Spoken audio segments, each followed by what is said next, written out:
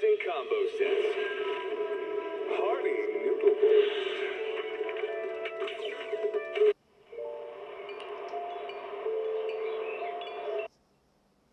All right, let's get it.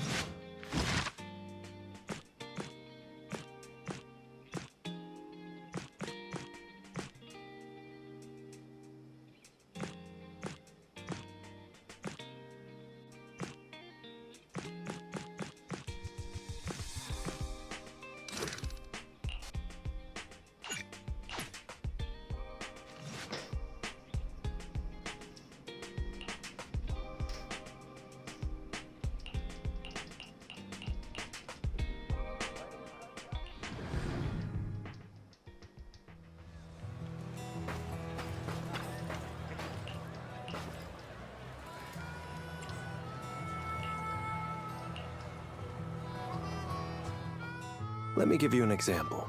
Say your gang gets into it with another gang, and you get sucker punched. But not long after, the two gangs make peace. Wouldn't you still be a little pissed? Yeah, I'd be pretty upset. Exactly.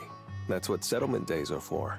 In the Outer Ring, nobody just lets stuff like that slide. Even though Caesar's the new overlord now, there's still some unfinished business between the gang members. They've got 3 days to settle their beef by challenging each other.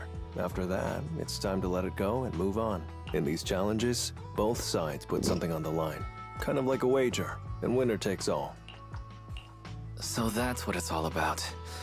But is it really okay for a delicate proxy like me to attend an event like this? Yeah, it used to be pretty hardcore, but it's much more chill this year. After all, Caesar's not the type to make enemies, and no one will come looking for trouble. This year's duels are mostly stuff like target shooting, rock, paper, scissors, tongue twisters, and the stakes are silly things like stale bread or a rabbit someone grabbed from their backyard. Oh, I just saw 2 gangs having a contest over who had the longer cat. That's stupid. Sounds more like a fair. Pretty much. But hey, Caesar's having a blast, so I guess that's just the new Overlord's vibe. Since you're here, Proxy, if there's anything you're not happy about from our last job, now's the time to settle it. I've enjoyed working with the Sons of Caledon, but I just remembered something. Why are you looking at me like that? You're not holding a grudge against me, are you? Back in the Hollow, you accidentally stepped on Eos's foot. Oh, really? Sorry. I'll watch where I'm stepping next time. But hey, that's a perfect excuse for a nitro-fuel drink-off. What do you say, Proxy? You know that's just an excuse for a challenge. Wait, don't tell me it's because you suddenly feel like drinking nitro fuel yourself. That's not true. Actually, I don't do well with nitro fuel. It makes me dizzy. But Caesar told me to make sure you have a good time, so I wanted you to get the full experience of settlement days. Anyway, I'm wagering a Bang Boo ether battery. And if I lose, you can take it and give it to Eos as my apology. Alright, I'll give it a try. As for my stake, how about a discount coupon for our video store? Alright. I'll go queue up at Steel Tusk. There's gonna be a lot of people buying nitro fuel today. Take your time looking around. We'll meet up at Steel Tusk later.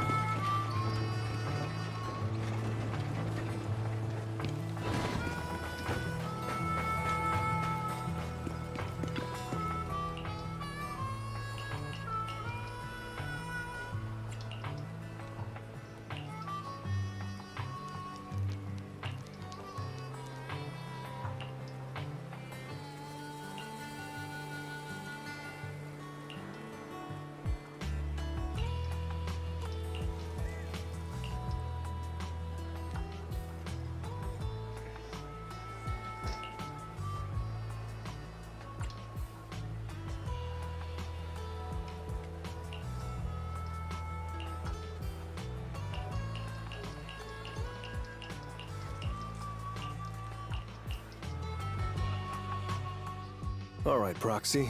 I'll go warm up. I didn't expect that you could challenge someone for a reason like that. Well, for cat people, their cats are like family. So if they miss out on cute moments for whatever reason, it could be something they'd regret for a long time. So this challenge is valid. I'm ready to accept it and make amends. By the way, did you buy the Nitro Fuel raffle ticket? Nitro Fuel raffle ticket? What's that? Never heard of it. It's just a little extra fun to spice things up. You can buy tickets from the Nitro Fuel vendor and place your bet on who you think will win before the match starts. And by the way, if you bet on me, oh, you'll have all the Nitro Fuel you can drink tonight. Okay, I'll be rooting for you, Lighter. Just wait and see, Proxy. The champion will rake in some serious winnings tonight.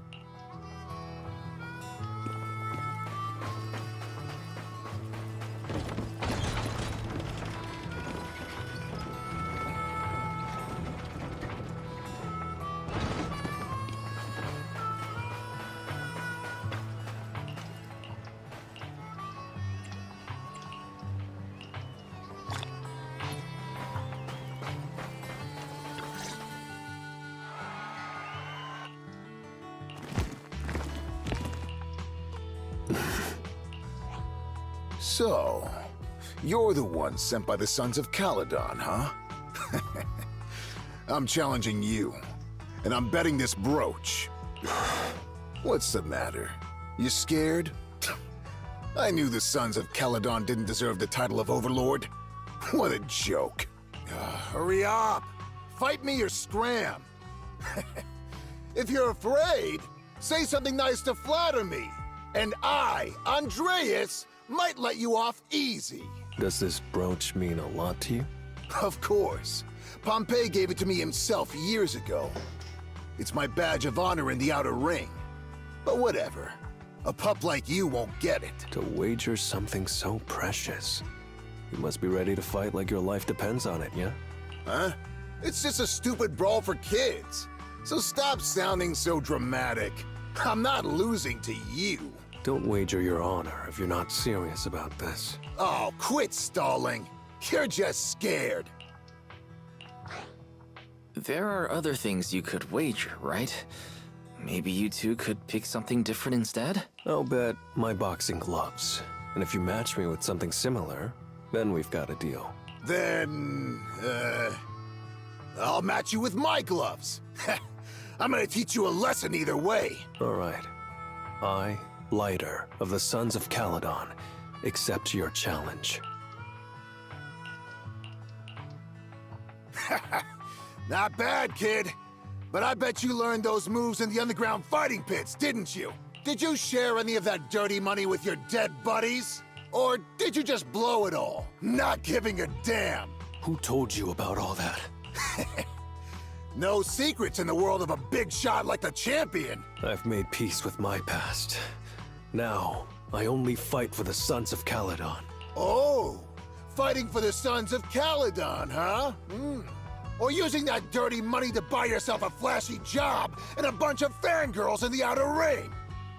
You know exactly what I mean. Strutting around with that red scarf, acting all cool like a big shot. Ooh, I'd want a gig like that too. You and the Sons of Caledon. You're just riding on luck. But you know how it goes for those flashy, lucky dogs, huh? They bite the dust and end up 6 feet under in the outer ring.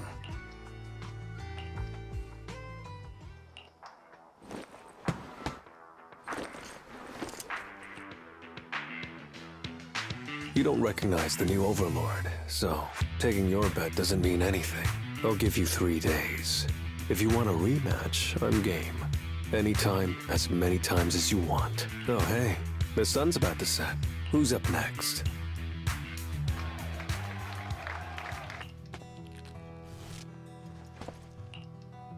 Didn't think you'd stick around till the end, Proxy. Of course I did. I bought the raffle tickets, so I had to see who won in the end. So, did you bet everything on me? Cause, I've worked hard to keep my promise and get you all that nitro fuel, you know? who else would I root for? But I think it'll take me a while to drink all this nitro fuel.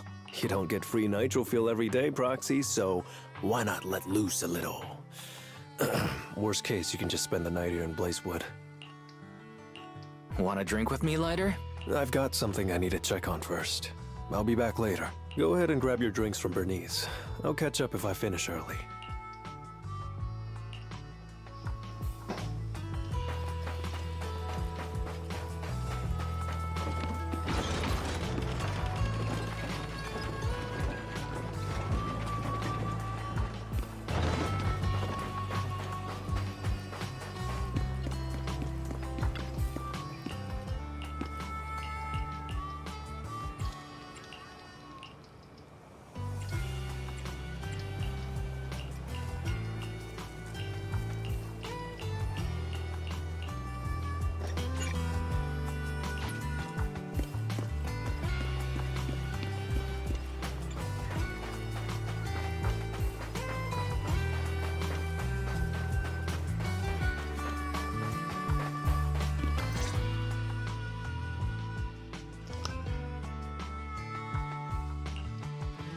What brings you here, Proxy?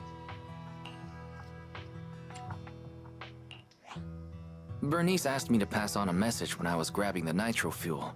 She said Big Daddy wants to see you. Oh, sure. I'll be back in a minute. I've got something to tell Big Daddy, too. Remember Andreas? I had a feeling something was off, so I came here to keep an eye on him. I saw him answering a phone call, arguing with someone, and then he mentioned something about the Hollow. I'm gonna go back and do some digging on this Andreas guy. I thought you just had to play the flashy frontman. Didn't realize you were keeping tabs on so much behind the scenes, too. It's because Andreas brought up some things from my past. So yeah, I'm being more cautious. I'm pretty sure we've never crossed paths before. And I've never talked about my shady past since I came to the Outer Ring. It can't just be a coincidence that he knows about it. This is the first time I'm hearing about your past, Lighter. Didn't know you had it so rough. Yeah, if it weren't for my past, I wouldn't be wearing these sunglasses all the time. Sure, I get lightheaded around blood, but it's mainly because of a bad eye injury I got in an underground fight. My injury was pretty severe. I had to keep my eyes covered and live in the dark for a while. Even though it's all healed now, if I don't keep it shaded, it feels like opening up old wounds again. And, never mind. Anyway, I hope you don't mind me always wearing sunglasses when we talk. So it wasn't just to look cool? Oh, I was thinking about getting myself a pair. Glad I didn't. You're funny, Proxy. By the way, what made you join the Sons of Caledon? Because Big Daddy paid off all my debts, and I needed to repay his kindness. Plus, Red Scarf. Sounds pretty cool, don't you think?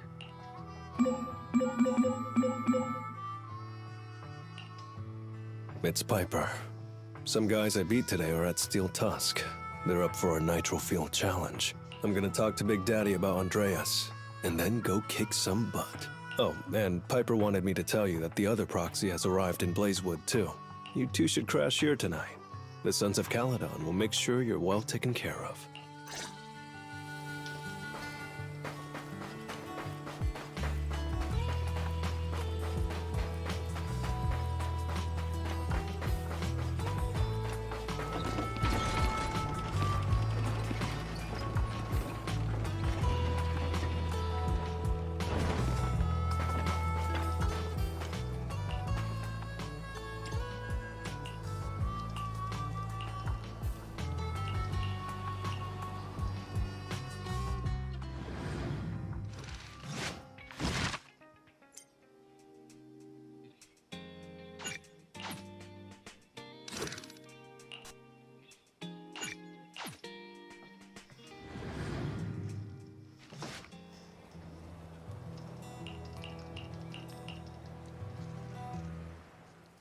I was gonna ask Lighter to grab today's raffle ticket for me, but I couldn't find him anywhere this morning. I thought you were out partying all night. I you to be up so early, Proxy. Do you think Lighter's in trouble? It is settlement days after all. Nah, don't worry about it. Lighter goes off by himself all the time. Nobody really knows what he's up to. Big Daddy never said anything about it, so I'm sure he's not getting into any trouble. Maybe he'll be back in the afternoon. Well, little ol' me needs to go catch some ZZZs. If you see Lighter, tell him to drag away those guys who passed out by Steel Tusk, will ya? Wise, you said that Lighter was looking into Andreas yesterday. And he mentioned the Hollow, right? Should we go check it out, just to be safe? I know Lighter isn't the reckless type, but he really looked out for me yesterday, so I can't just leave him alone. I'll check inside the Hollow and look for him.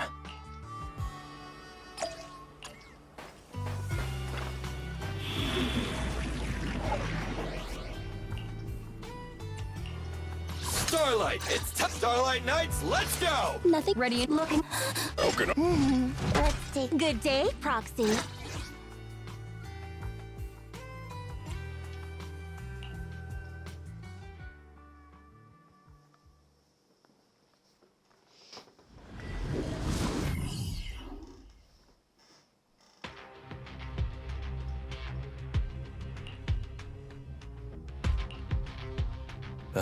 Sorry for worrying you, Proxy. I usually handle these things solo. No one really knows or cares, except for Big Daddy.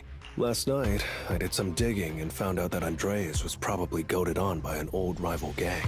That's why he showed up during settlement days, looking for trouble. Earlier today, I spotted some shady new faces around Blazewood. I figured they're probably connected to Andreas and our old rivals, so I followed them into the Hollow.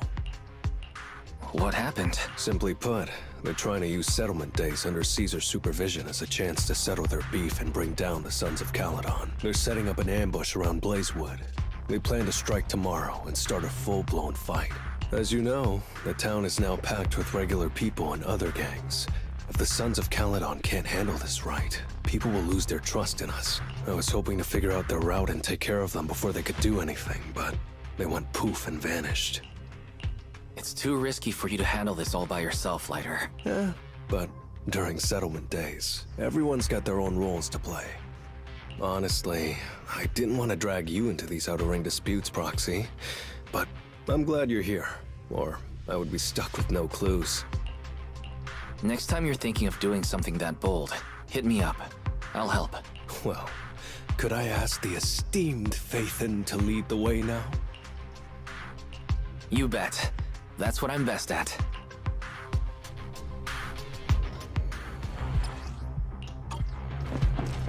Warning, there are a few enemies ahead. My bullets never lose sight of their target! Great hit! Things are about to get violent.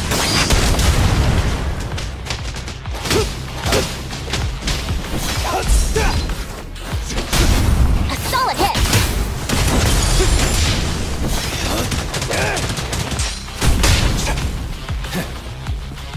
It's the emblem of our old enemy's gang. Let's go after them. Please continue onwards.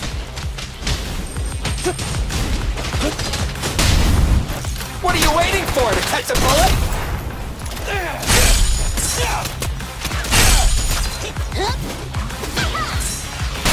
Gotcha now!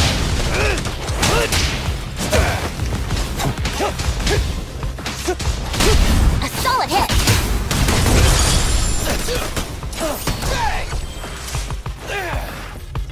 Speculation. The enemy is behind the debris.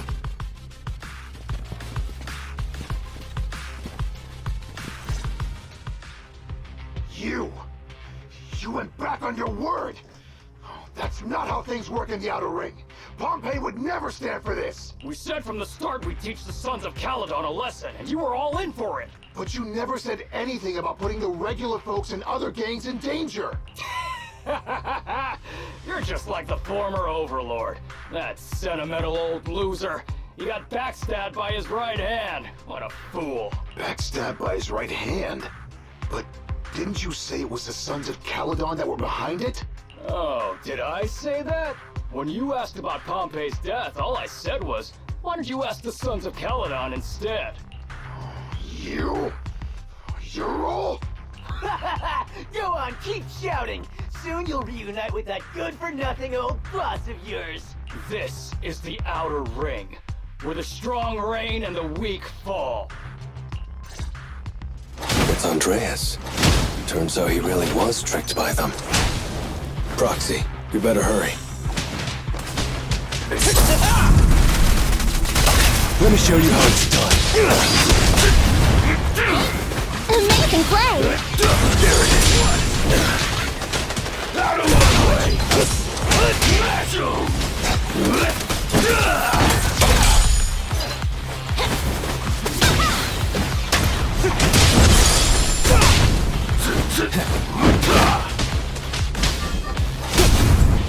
My bullets never lose sight of their target. I'll take you. Great hit! Smash him! My head's still on. I'm still alive! By Settlement Day's rules, you face your challenges head on, not sneaking around and stabbing people in the back. Screw your rules or whatever. Tomorrow, those losers in Blazewood and the Sons of Caledon will meet their end! No need to chase them, Proxy. Nailing a few minions won't change much. Their main force isn't around here. If only we knew which direction they'd be coming from tomorrow. Even if you did, what difference would it make? The Sons of Caledon will be out in full force tomorrow. With all the gangs around, some of them might try to pull something. Who knows? The Outer Ring plays by its own rules. It's all survival of the fittest. And backstabbers are a dime a dozen. Even Pompey didn't make it. And neither will your new overlord. So, you know their plan? Did you hear anything I just said? If I hadn't misunderstood you guys, I wouldn't even bother explaining all this. I challenge you. Huh? You can just punch me if you're pissed. Now that I know you're not tied to Pompey's death, I'm not interested in wasting my time on you guys. If you lose, you tell us everything you know. If you win, well, I'll tell you the last words of the late Overlord. You know Pompey's last words? Mm-hmm. So, will you accept my challenge? Andreas, the challenge isn't over yet. You don't have to tell me! Take that! Make way for the undefeated champion! Don't worry, everyone will get their share!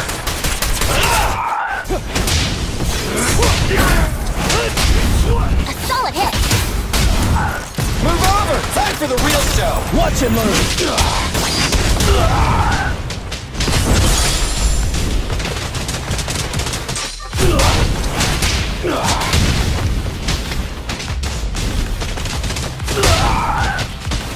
Next round.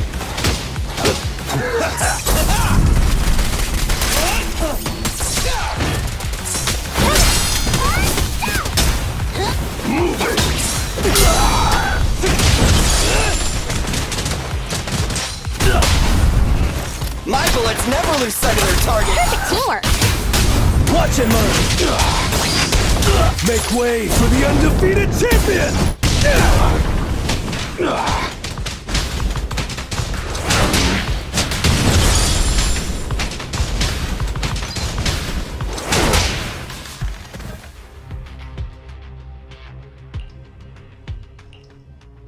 Whew, man, it's hard not to envy you. You're so young, but you've already reached the top so easily. Winning effortlessly with style, and being the one everyone looks up to. I gotta admit, you're a better fit for the Outer Ring than I ever was. Let me ask you something. What would you do if you found out someone was plotting against Cinder Lake, and you had no backup? What kind of question is that? Of course I defend Cinder Lake with my life. No second thoughts about it. What's so funny? This isn't just talk. Cinder Lake is the pride of the Outer Ring. I'd risk everything to protect it. You must protect Cinder Lake? Nothing. I'm not doubting you. Pompey would be glad to hear your steadfast response. Huh? What do you mean? It's not about who's a better fit for the Outer Ring. You've been here longer than I have, and your ties to this land are deeper than mine. I might have the upper hand in a spar now, but who knows who will win next time. It's anyone's game. I'm always down for a rematch, but on one condition. If you're not prepared to put your life on the line, don't bet something you see as your highest honor so easily.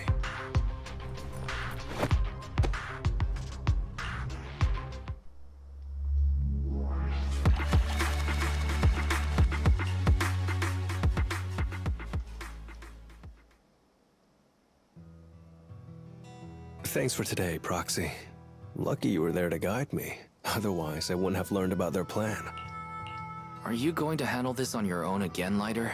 Well, like those guys said, if the Sons of Caledon go all out on the last day of settlement days, it'll look like the new Overlord doesn't really command respect from the other gangs. And the folks in Blazewood might worry that the Sons of Caledon's old enemies will keep coming back to cause trouble. So, I think it's best if I handle this on my own. Besides, when Big Daddy pulled me out of the underground fights, we agreed I'd deal with any old grudges and enemies from Caledon's past. Dealing with old enemies. I didn't know you had to do all that. The Sons of Caledon are still growing, and a lot of gangs in the Outer Ring are eyeing this new faction full of Caledon's legacy. Big Daddy wants Caesar to be a fair leader, and not to follow in her father's footsteps. So, there are some things only I can handle.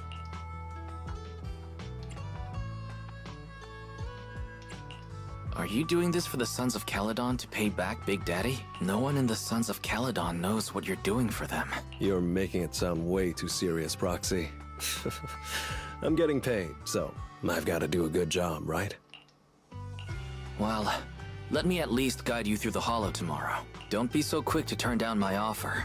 After all, I'm a proxy, and it's my job to ensure my client gets back safely. Besides, I can't afford to lose a key client like the Sons of Caledon. Looks like I'll have to bring my A-game tomorrow. Can't let the red scarf of the Sons of Caledon embarrass himself in front of you. See you tomorrow, Proxy.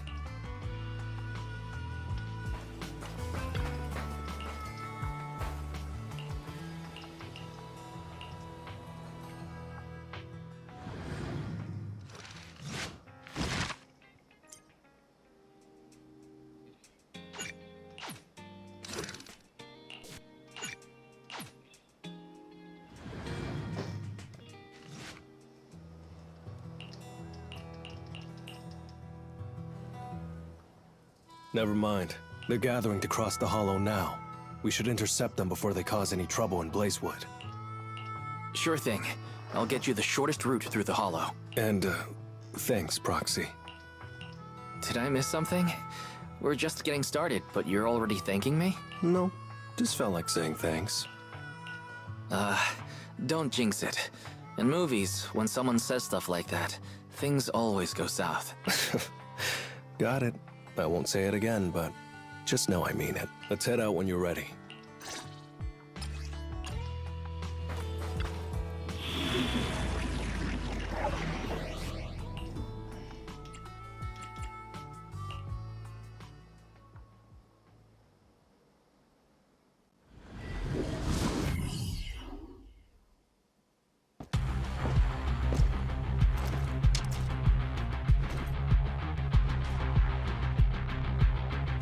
Proxy, we're running out of time. We have to stop those guys in the Hollow. I'm relying on you to find the shortest route.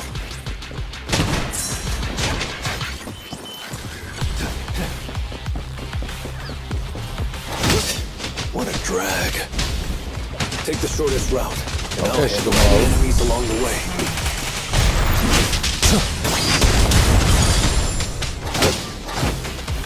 Ooh, that was close. I almost stepped on Eos's foot just now. I'd be stuck carrying Eos if I did.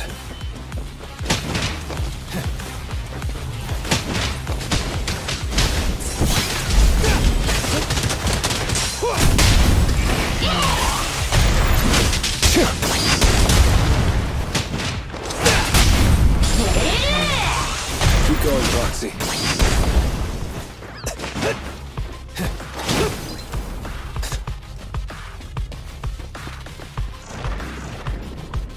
target enemy has entered the fissure. The main force should be over there. By the way, Proxy, thanks for guiding me.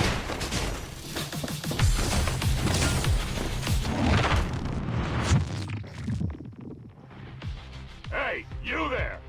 Beat it!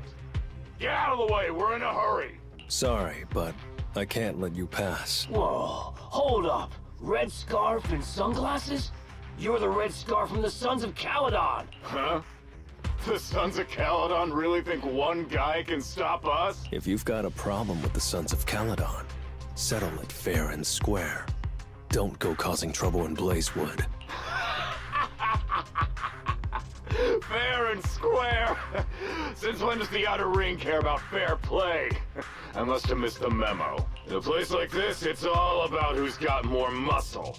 Only the winner gets to decide what's fair. The Outer Ring doesn't need any more pointless fights. Caledon. That's all history now. Today's the last day of settlement days. By the rules, if you've got beef, challenge us properly. So, what's it gonna be? Rules? You guys playing house or something? Enough talk. Take this!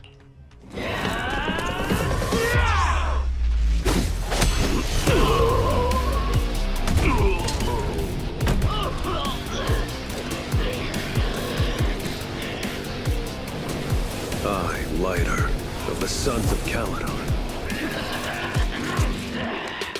am here to issue a challenge to all of you. All of us? What are you putting up? I bet my red scarf. Fine. We'll stake our bad blood with the Sons of Caledon. Don't quit right away. Challenge accepted. I'll take on all of you. So bring it!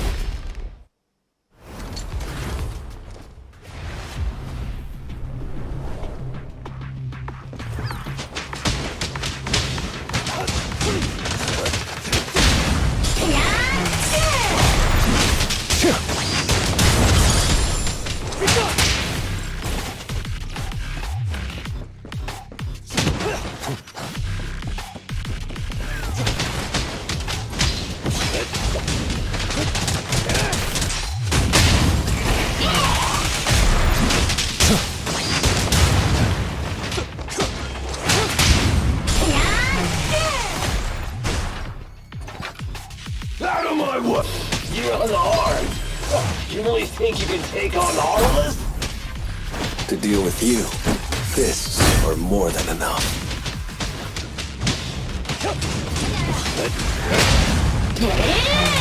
Let me show you how it's done. Make way for the undefeated champion! What's your honor really worth?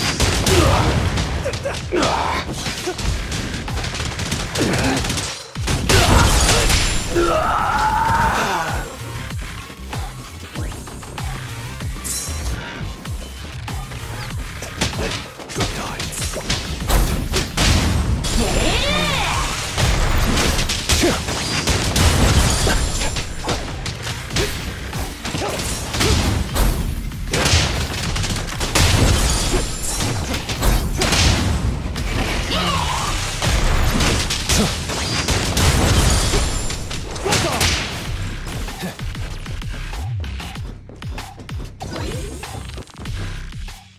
Watch out! Thanks! You're in bad shape. You still put those fists up. You want to talk? Cowering all the way back there. Well, I'm done warming up. I hope you can make my red scarf even brighter!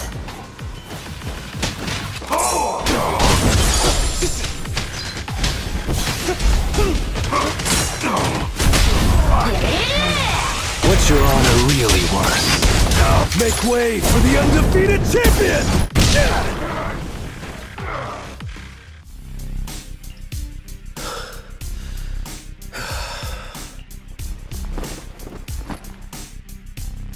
I, Lighter of the Sons of Caledon, have completed the challenge as promised.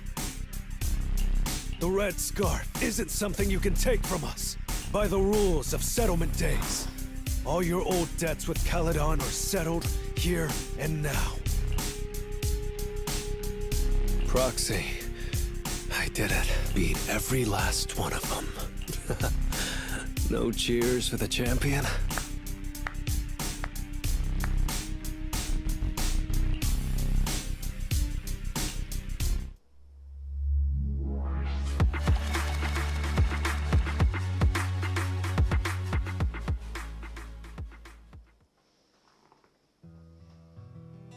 Oh, I'm so tired.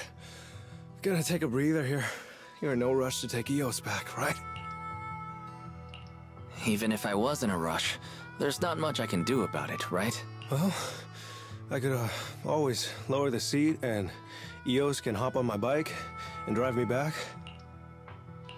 Still cracking jokes, Lighter? Actually, I've got another commission on hand. Wanna come with me? No. I'm seriously wiped out. Please, give me a break.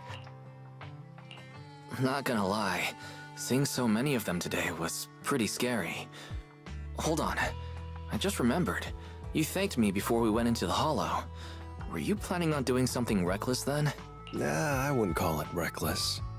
I wouldn't be betting this red scarf if I wasn't ready to put my life on the line.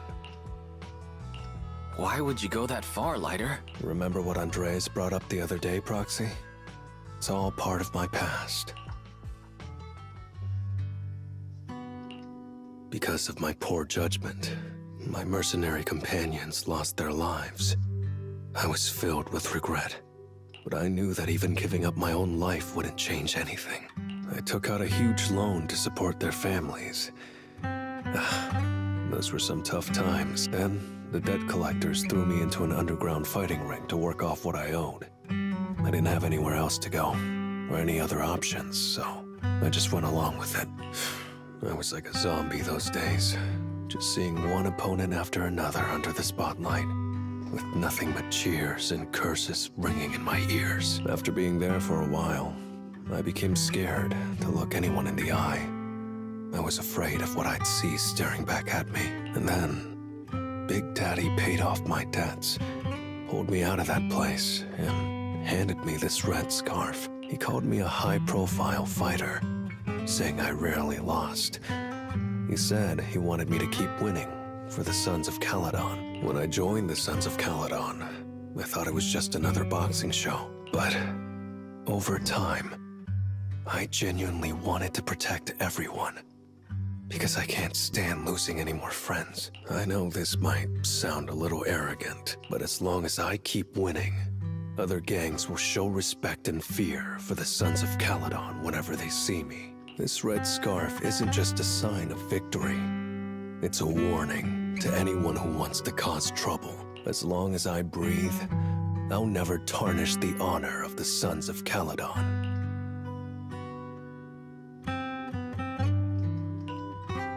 I have my people, and a home I want to protect. Sorry for making you worry, but thank you. I'm glad that besides this red scarf, you've also gotten to witness my small moment of glory. I handed Eos over to the other proxy. Thankfully, it didn't get scratched or dinged up. Otherwise, the other proxy would have been pretty pissed. Yeah, Belle's already drafting a complaint to Big Daddy. And I might add a few things too. Oh. Well, settlement days are finally over. These 3 days really flew by. You're terrible at changing topics, Lighter. Yeah, well, I never know how to react when my friends are upset. I'm just messing with you. Belle and I aren't mad at all. Whew. It's getting late. Are you heading back to 6th Street, Proxy? Oh, I'm not trying to shoo you away or anything. Just saying, if you're planning to come back and visit the Outer Ring again, give me a heads up next time. I'll have an extra bike ready for you so you can see what it's like to ride in the Outer Ring at dusk. And this time, I'll be the one leading the way.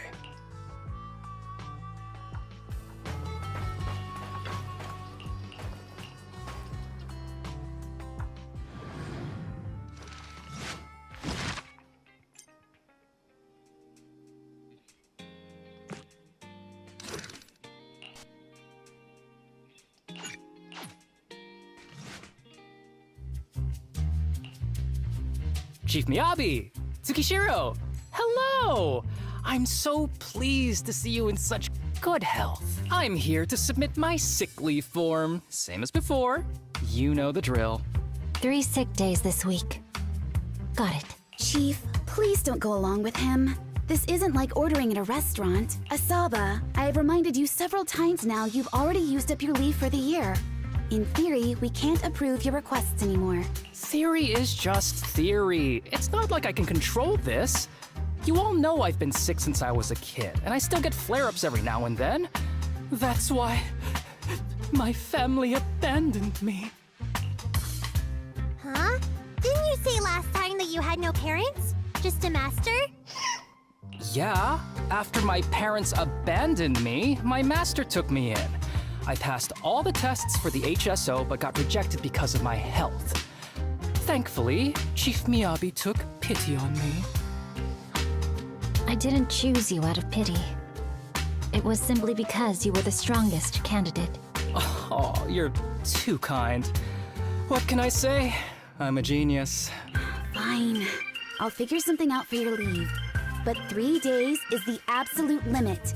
And don't pull what you did last time, sending me a fake thermometer picture at midnight on the 3rd day, asking to extend your leave. A correction? That wasn't fake. It was the actual reading. Though, it was my cat's temperature. Public security recently seized a batch of illegal pharmaceuticals. Supposedly, they can temporarily boost ether aptitude. This is a highly important case and could be transferred to us soon. When that happens, you won't have the flexibility to take any more time off. Drugs that can boost ether aptitude. Where were they seized? In the hollow at Port Elpis. This is new. Are you actually interested in the case? Oh, please. You know I'd never be interested in work. But a drug like that sounds perfect for slacking off. Wouldn't it be useful on missions? Why was it banned? Because it's too good to be true. And even if it's real, there must be some unforeseen consequences. That was a cool line, Yanagi. Thanks, Chief. I've heard of this drug before, but it was years ago. It can boost ether aptitude temporarily, but the side effects are severe. It worsens corruption symptoms, and can even cause the user to turn into an ethereal. Oh, those are the consequences Nagi was talking about! In any case, seeking power like this is pure opportunism. Real strength comes from hard work, not shortcuts. But in this world, those with real strength are always a rare minority. Did you just say something? Nope, nothing. I'll let you get back to approving my sick leave then. My chest is starting to hurt again. Feels like I'm dying. Anywho, I'll get out of your hair now. See you after my leave. Take care, everyone. This guy. He doesn't even try to fake it anymore. He takes a leave like this every month. I bet he's just sneaking off somewhere and stuffing his face with tasty food. Haramasa just has something he has to get done. If possible, I'd also like to... Oh, no, you don't. Chief, we have a very important meeting tomorrow. Please make sure you attend it. And don't be late. Oh.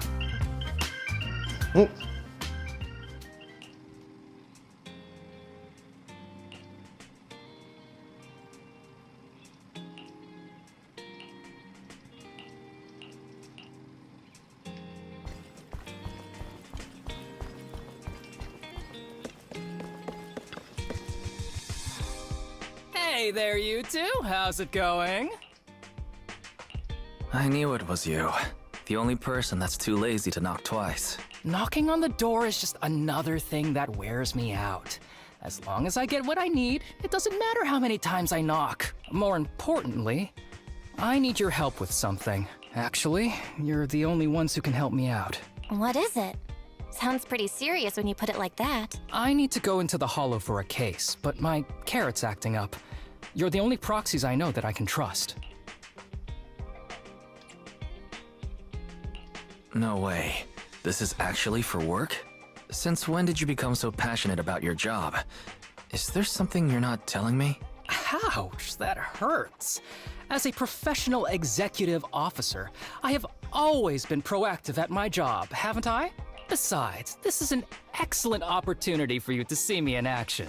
I'm sure the experience will come in handy if you run into any trouble in the future. We don't want any trouble with the executive officers. Anyway, what's this case that you're working on? I'm trying to track down a wanted criminal who's been missing for years now.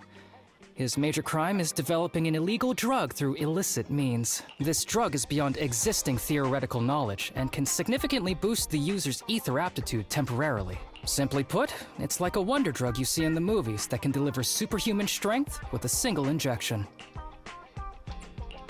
That sounds really suspicious. If we were in a movie, this is the part where the protagonist asks, but at what cost? Wise is right. If such a drug really does exist and is safe to use, the city would already be researching and promoting it, wouldn't they? Yes, this drug is extremely dangerous.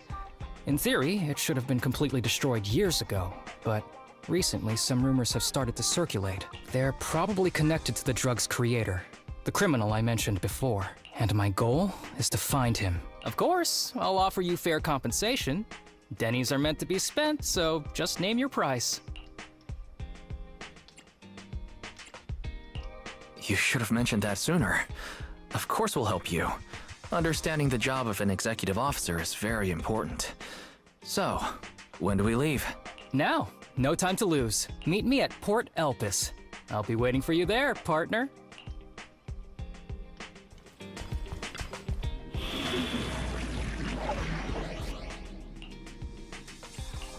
Starlight! Did you so Kaku? I have 2 guns, so double the Isn't, let's hurry! I want to be back by I'm ready to roll!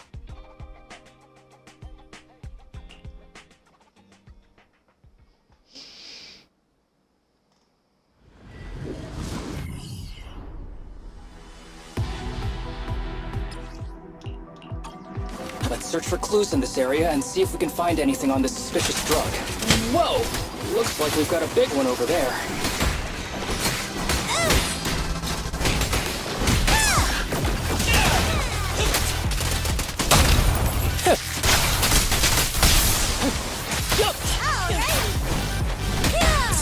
Leave it to Billy! Feel the power of Starlight!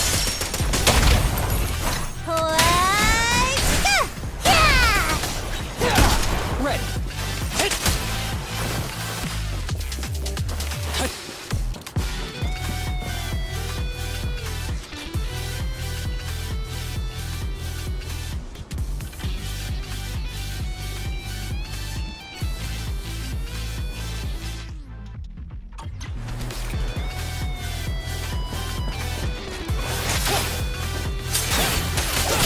A bow is so convenient at times like this.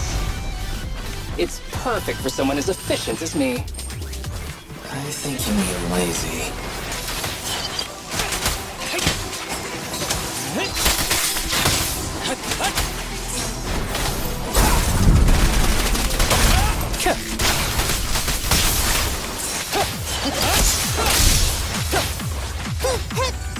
Time to eat!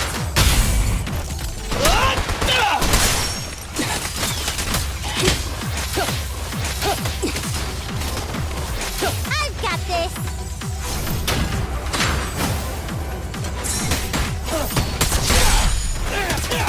Oh my, now there's a familiar face. If someone from public security is here, I must have found the right place. Come on, let's go say hi. How do you do, my fellow officers? Great work. That uniform. Is he an executive officer? What is he doing here? Don't tell me those guys from HSO are trying to take our credit again. Relax. I'm not the type of person to take credit for someone else's work. Right, Junior Seth? Oh, please say hi to your brother for me. Junior? He and I both graduated from the same academy. Just not in the same year. So, Asaba, executive officer, what are you doing here? Oh, nothing much, really. Just a teensy little favor. I know PubSec is investigating the illegal drug case. Can I take a look at the samples you seized? That's crucial evidence! You're definitely trying to steal our credit. This case hasn't been transferred over to HSO yet. The drugs are connected to an important case I'm investigating. According to the Public Security Handbook, rule number... what was it again? I forget. In any case, PubSec officers are obligated to assist executive officers with their investigations inside the Hollows. In other words, you can't say no to me. Mr. Executive Officer, it's not that we don't want to provide them. It's just that all the confiscated drugs have been sent to the evidence room, and we don't have any with us right now. Right, Seth? Huh? That's right! Oh, has anyone told you that you're terrible at lying? Since you aren't willing to cooperate, I guess I'll just have to take them myself. Such clean moves. Wait, did you just go through my pockets? Aha! Found it!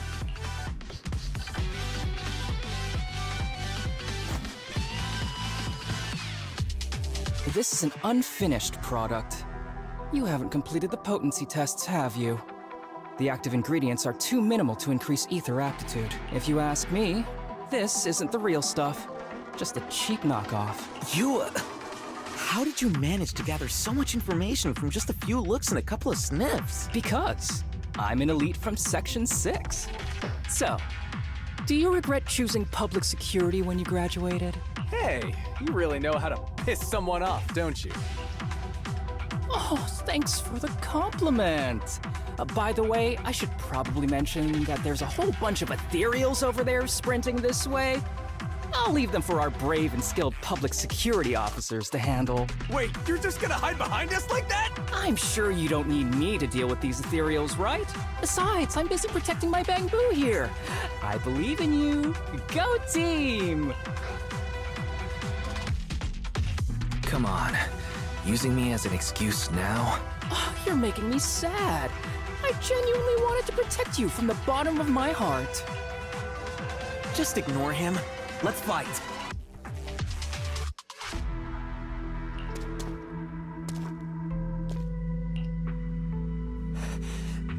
Help. Help me. Young citizen, have you gotten lost in the hollow? Do you need help? We are still there. Help. His eyes. What's happening? Is that a sign of corruption? There's no time. I don't think he can see us. Maybe he can't hear us either. Stay away from him!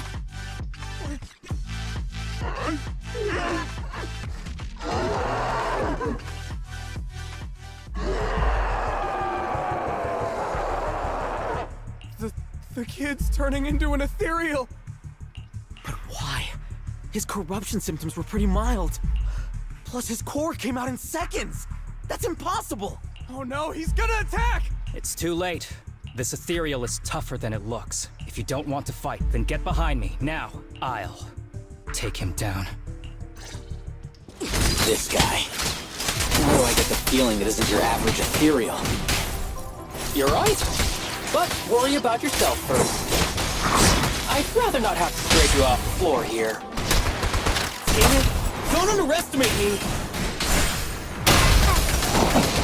Easy target! It's showtime! Alrighty! Here we go!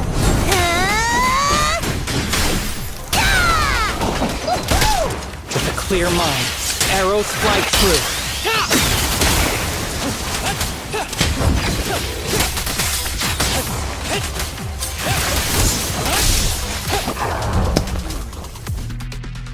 It's over now. Rest in peace. What happened to him? His corruption symptoms were unlike anything we've seen in the handbook. And his core appeared almost instantly. There was no chance we could have saved him. That's because those weren't signs of corruption. They're indicators of a late-stage disease. Ether aptitude regression syndrome. People with this condition are naturally frail, with lesions appearing on their skin. But they have a higher ether aptitude than the average person. In the late stages, their bodies will rapidly deteriorate until they gradually lose all sensory perception under severe pain. In the end, just like that kid, even the slightest contact with ether causes severe corruption.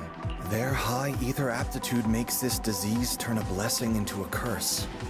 And there's no cure yet. Long time no see, Harumasa. How have you been these past years? Do you know each other?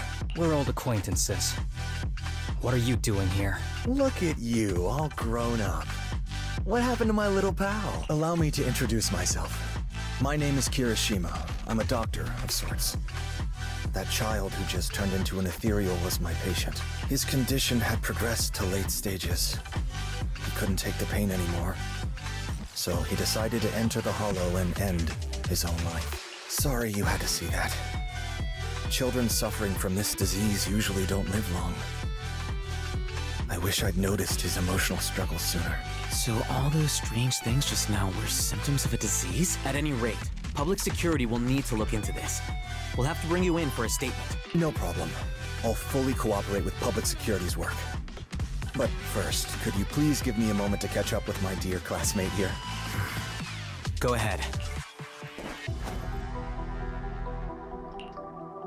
I don't really see any need for us to catch up. Come on now, I thought we'd have a lot to share. Honestly, I never imagined you'd still be... and become such an outstanding executive officer. Impressive. But you've always been a well-behaved, diligent, and hard-working kid. It looks like all your effort has paid off. Well-behaved, diligent, and hardworking. None of that sounds like the Harumasa I know. I'll take that as a compliment. So, since when did you become a doctor? And one who takes on patients like that? I run a sanatorium that treats patients with ether aptitude regression syndrome. To make up for my past mistakes. I'm genuinely surprised hearing those words coming from your mouth. I may have done some bad things, but I was deceived by that man just like you were. You know that. Otherwise, I wouldn't have been acquitted. Whatever you say. What does any of this have to do with me? If fate has reunited us here, there must be a reason. You and I, we should work together. I found some leads on him already. You've been looking for him for a while too, right? If you want, we can find him together as classmates. You've been investigating Master. That's right. I found a shelter that he used to hide in years ago. It was corrupted by a hollow, but there's still many clues left behind. If we work together and investigate the shelter, we might be able to follow the trail and locate where he's hiding now. Let me think about it. By the way, Master told me that I was his only student, and you were just an assistant. We're not classmates. I was clueless as a kid, and didn't care about these things. So I'd appreciate it if you stopped acting like we're friends. Come on, but we're indeed... Sorry. How much longer will you need? It's not safe. We should get out of here ASAP. We're done talking. The rest is public security's job, and I won't interfere. Goodbye, everyone.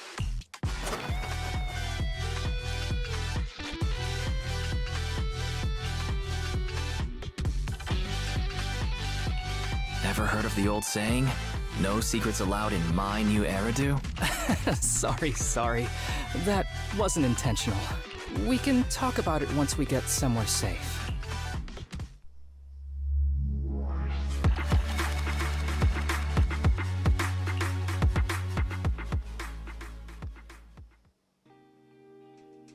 To be honest, I was only planning to snag a few samples from the PubSec officers. Everything that happened afterwards. The kid turning into an ethereal, and Kirishima. None of that was part of the plan. What's up with that Kirishima guy? You two clearly have history, but things felt kinda off. I have a master, and Kirishima was my master's assistant. I guess you could say we're old acquaintances. So yeah, no heartwarming, cheesy movie moments between me and him. I don't trust him. I can tell that you two aren't very close. Oh, and about the master thing. Cards on the table. Remember I told you the guy who made that drug is a wanted criminal who's been missing? Well, that wanted criminal is my master. His drug improves ether aptitude temporarily, but there's no way around the terrible side effects. And that's not all. He was found guilty, but disappeared before facing punishment. Kirishima thinks my master fled to avoid punishment. He feels that he was deceived into participating in illegal experiments, so he wants to get back at my master for it. He even wanted me to join him. And what about you? Do you want revenge against your master too?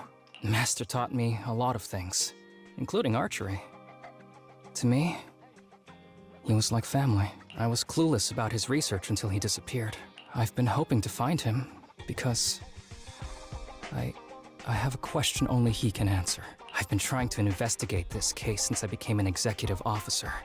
There's never been any substantial evidence until the drug resurfaced recently. The sample I saw was not my master's work. It's a cheap knockoff, an unfinished product that's less effective with worse side effects. There. I just told you everything. Very sincere of me as a partner, don't you think? Oh, one more thing, very important. This isn't actually for work. Just my private investigation. If Chief Miyabi and the others ask you about it, can you keep it a secret from me, please? Don't worry. Your secret is safe with me. Thanks. You're the best partner. Oops, I didn't realize it's so late already. I'm heading out. I'll let you know when I find any more leads.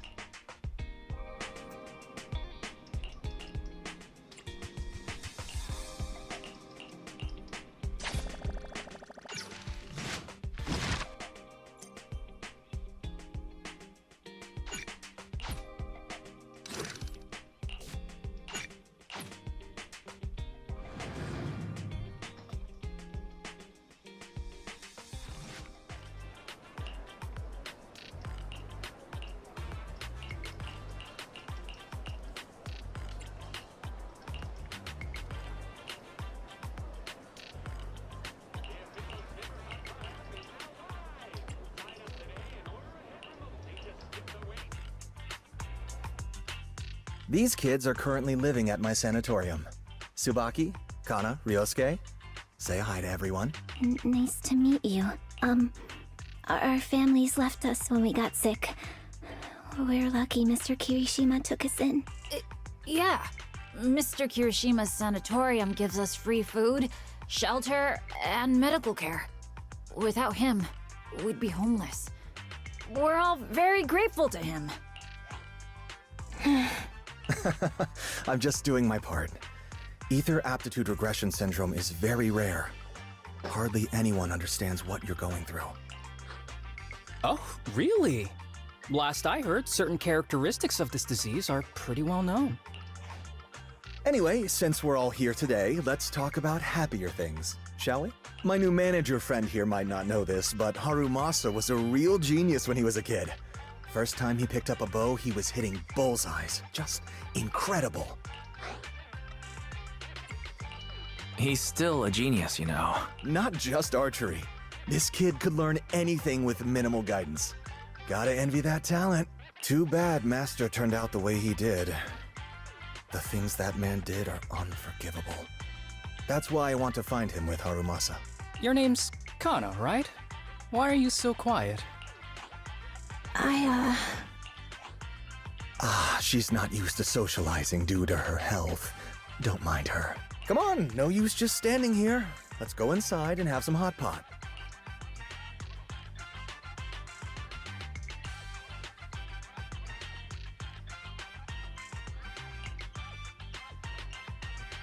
Got any plans next? Maybe we could find somewhere else to...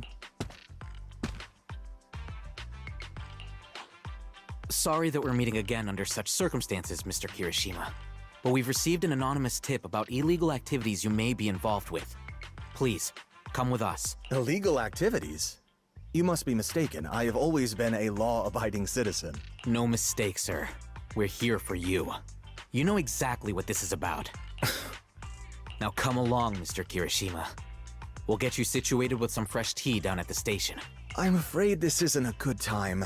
I have to take these kids back to the sanatorium soon. They hardly get to see the outside world, and I can't just leave them all on their own. Surely you understand. Cooperating with public security is every law-abiding citizen's duty. Don't give our officer a hard time. Tell you what, I'll take the kids. I promise they'll get back to the sanatorium safely. Sound good? Mr. Kirishima, shall we go? Okay.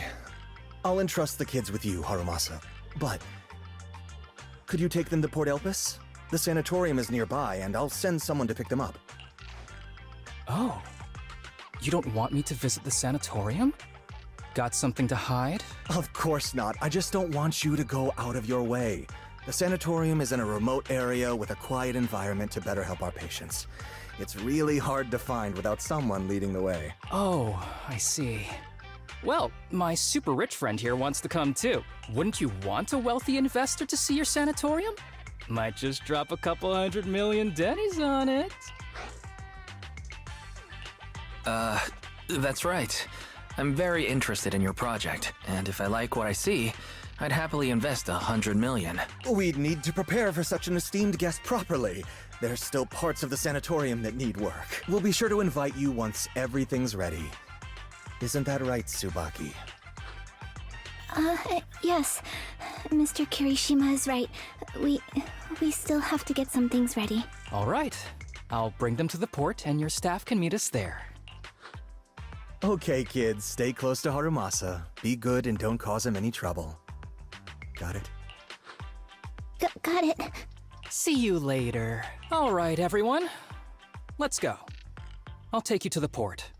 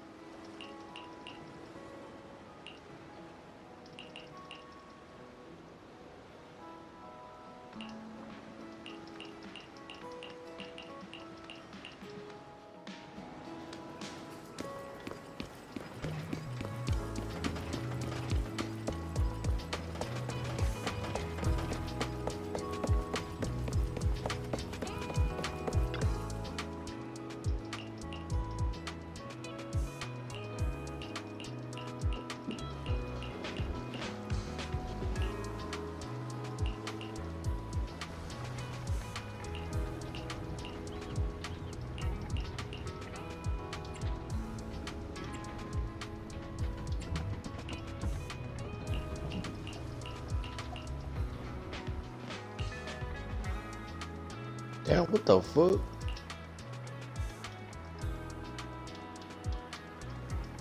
Chad, look at the way Waz is glitching. What the fuck?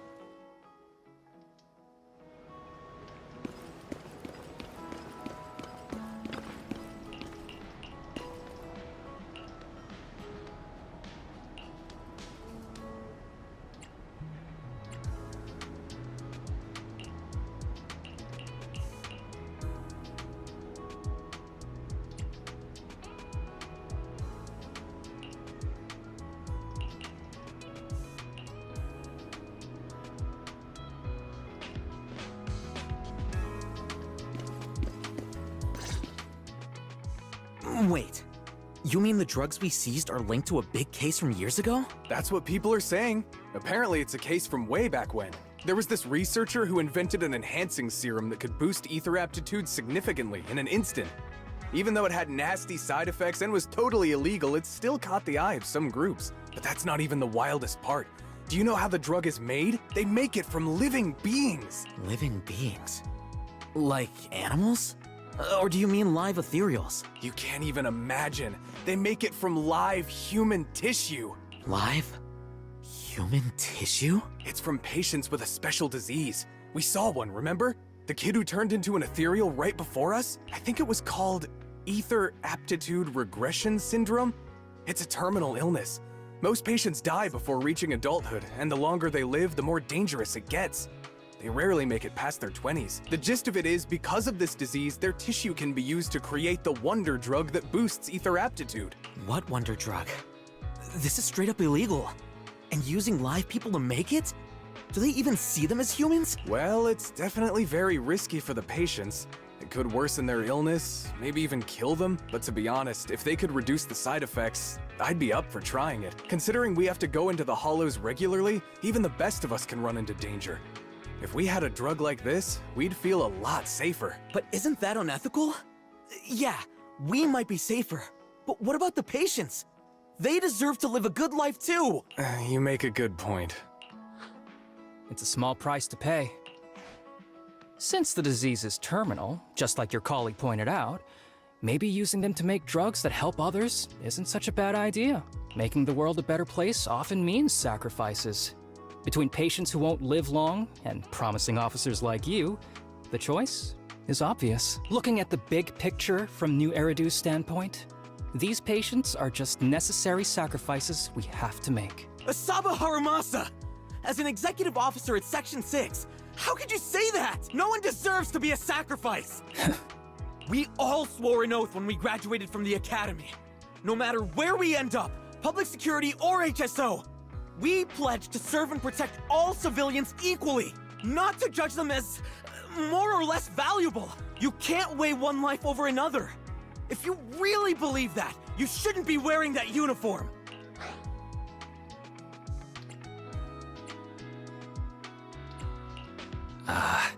Easy now. Harumasa, I'm sure Seth didn't mean that. Interesting. I never thought a man like your brother could have a sibling like you. Huh? What's my brother got to do with this? Nothing. Just thinking out loud, Seth Lowell. What? You want to fight? I'm not afraid of you! You're an honest man. You're going to make an excellent public security officer. Huh? Oh, and just to clarify, the drug's made from spinal fluid, not body tissue. It has to be extracted directly from the back of the neck while the patient is still alive. Well then, I'll leave you officers to your work.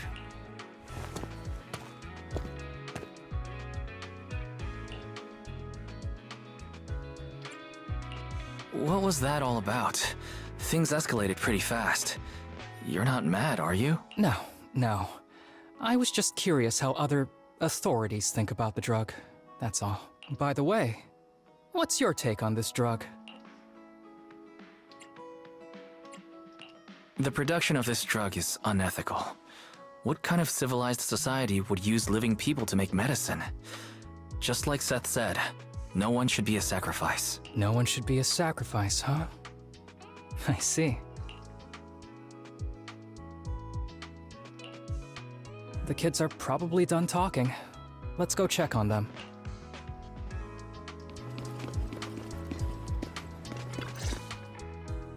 What do you want to drink?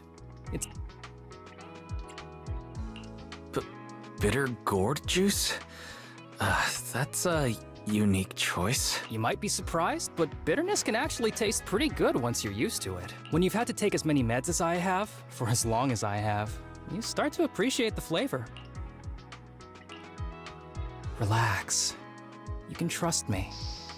Not just because I'm from HSO. I've also got some unfinished business with Kirishima. It was Kirishima who killed Shinya. And others, too. A lot of kids at the sanatorium have died because of him. He's doing experiments on you, isn't he? You knew? Just a guess. I didn't see any puncture marks on your necks. He must have told you to cover them up. Yeah, Kirishima has been using us, taking our spinal fluid to make that ether aptitude booster drug. The whole sanatorium is just one big human experiment lab, but he tells everyone it's a charity to help us. Shinya died because of him. Shinya wasn't even that sick. He had the mildest symptoms among us, but Kirishima... He injected Shinya with the drug he developed himself. Just because he wanted to collect data on the side effects, fully aware it's deadly to people like us. Even though his drug is an unfinished product, the side effects are still too much for patients with ether aptitude regression syndrome. Shinya took my place. I was the one who was supposed to get injected. I know people at public security. Let's go and report this case immediately. We can't. He warned us that the other kids at the sanatorium are his hostages. And if we do anything, they'll die. How's your condition right now? Not great. I probably don't have much time left. Don't say things like that, Kana. We're all gonna be okay. I'm not just saying that, Tsubaki. I've made up my mind. Next time, when it's your turn to extract the spinal fluid, just use mine. He won't care whose it is, as long as it works. At the very least, meaningful before my time is up. No! You should rest more because your condition's worsened. I'm doing okay right now. They can have my spinal fluid.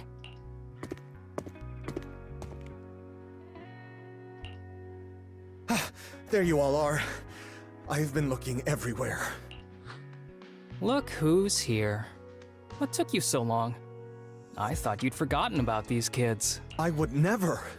The guy I sent to meet you must have dozed off in the car. He wasn't picking up my calls. Sounds like he's burnt out from working too hard. You should watch out for that. Labor disputes are not fun. You're right. I'll keep that in mind. Thanks for taking care of the kids today. It's getting late. I'll take them back now.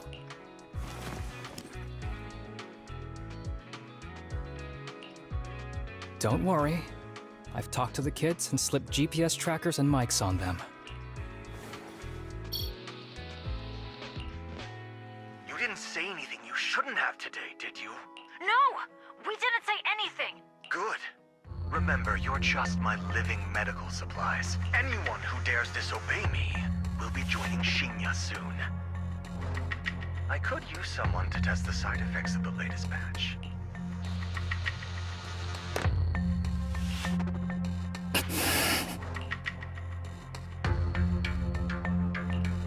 This guy is pure evil. We've got to stop him. They'll use the recordings as evidence, and I'm going to track down the exact coordinates of the sanatorium. But like Kana said, there are other kids there. We can't risk alerting him.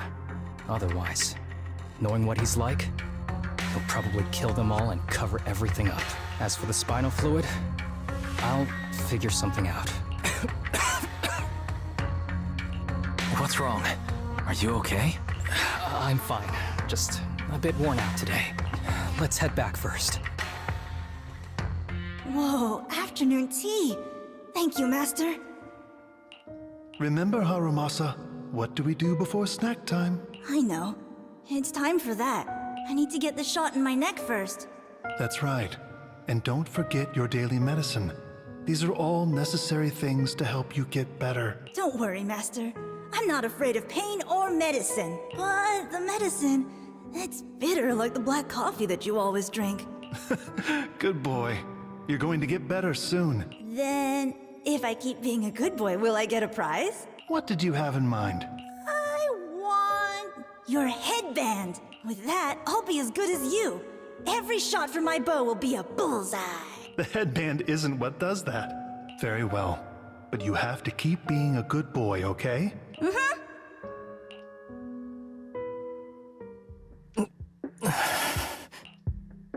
You've been awfully quiet. How are you feeling? Are you okay? Sorry, I got distracted. Anyway, back to what we were saying. I've been dodging this topic, but someone as sharp as you probably figured it out already. I'm just like those kids. I have ether aptitude regression syndrome. This disease affects different parts of the body for different people. For me, it's mainly my lungs and heart. As you can see, it's also caused my chronic condition. You're not gonna turn into an ethereal like the boy we saw in the Hollow, are you? Don't worry, my condition is mild. I'm not gonna die that easily. You know what they say. The bad guys always live the longest. Don't say that about yourself.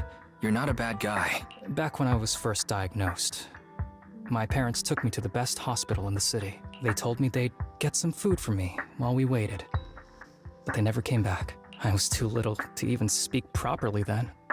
But even if I knew where home was, there was no going back. After that, Master took me in. He taught me a lot of things, like how to draw a bow, how to wield a blade, and how to survive in this world with this body of mine. He said he wanted to cure me. So every day, I took lots of meds and got injections in the back of my neck. It wasn't until much later I realized they weren't giving me shots, but extracting materials from me to make the booster drug. The choker I wear is actually to cover the scars on my neck. But hey, it looks pretty good, doesn't it? Oops, I've said more than I should. But that's all in the past now. I don't care anymore. But I care. You don't have to look so sad. But thank you. Anyway, back to the matter at hand. I think I know what Kirishima is after. He said he wants to help me find Master, but what he really wants is the research data and drug samples my Master left behind. But now that it's come to this, I have no choice but to confront him. Not just for my Master, but for the sake of those kids, too. When the time comes, I'll be counting on your guidance, partner.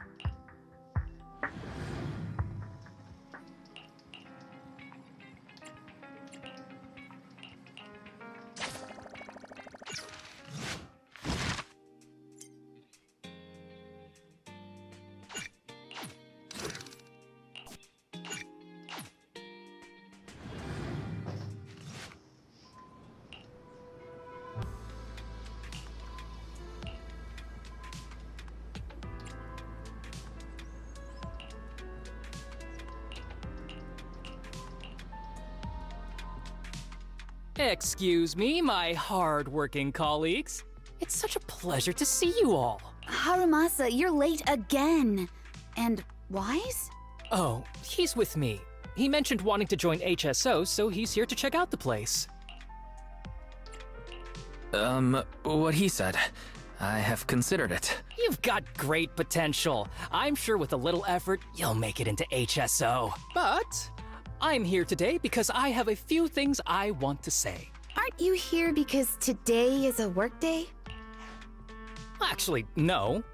But, Yanagi, I wanted to thank you for everything. I know you've done a lot for me. My leave excuses are all over the place. But you always managed to fight for my case with the higher-ups. Without your help, I would have been called in by the higher-ups for my ridiculous number of absences. Man, I hate to admit it, but even though we joined around the same time, you're way ahead of me now. Chief Miyabi, thank you for your trust all this time. If it weren't for you, HSO probably never would have accepted someone like me with all my health issues. Like I said before, I chose you because you're strong. And Lil Sokaku, I'm sorry for always pulling you aside at work to lecture you. I was actually just trying to slack off. Huh? Really? Asaba, did something happen? It's nothing. It's just, starting today, I need to take a little vacation to take care of some important matters. As the chief would put it, I'm doing a training tied to my past self. Oh, so you're training! Is there anything we can help you with, Harumasa? Nope. But if you really want to help, perhaps you could take over my workload? I thank you from the bottom of my heart. Training is good, but don't push yourself too hard. I trust you, both as your superior and as your friend. Whatever you have to do, just get back here on time. That's right. If you run into any problems, contact us anytime. Yeah! And if you're not back on time, there won't be any snacks left in the office. I'll eat them all. Thanks. I'll be back as soon as I can.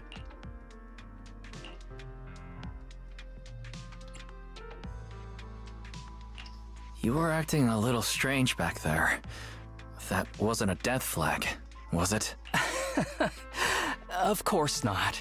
I just feel a little sentimental about having to leave my team for a while. It's getting late. Let's get ready to enter the Hollow.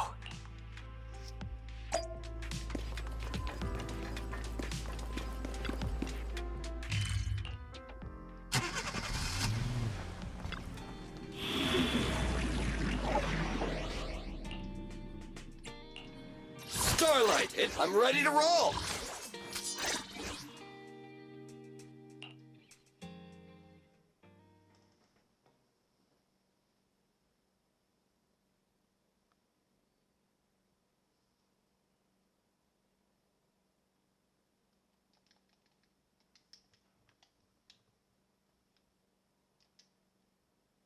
What the fuck?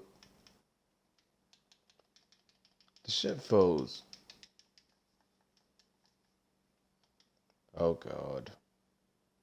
Hold on, chat. Oh, come on.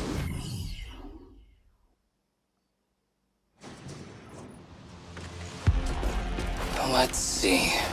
Please note, The place we there agreed is a to meet mechanism here Kirishima. that can move containers.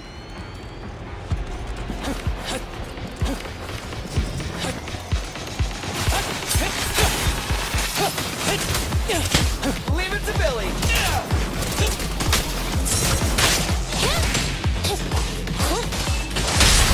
Fancy testing my aim?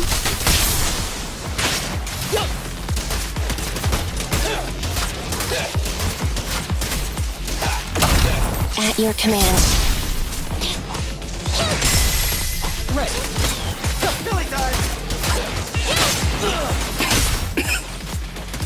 Gee, this place really is a port. There's so much dust. I have a sensitive throat. Even a little dust can trigger a reaction. But it's no biggie. Let's keep going.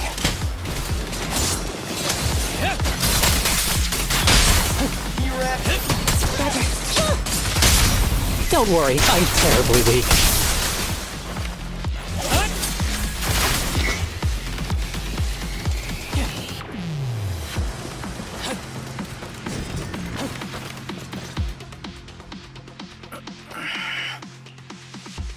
What's wrong? You feeling okay? I'm okay. Just haven't gotten much sleep lately. Feeling a little tired.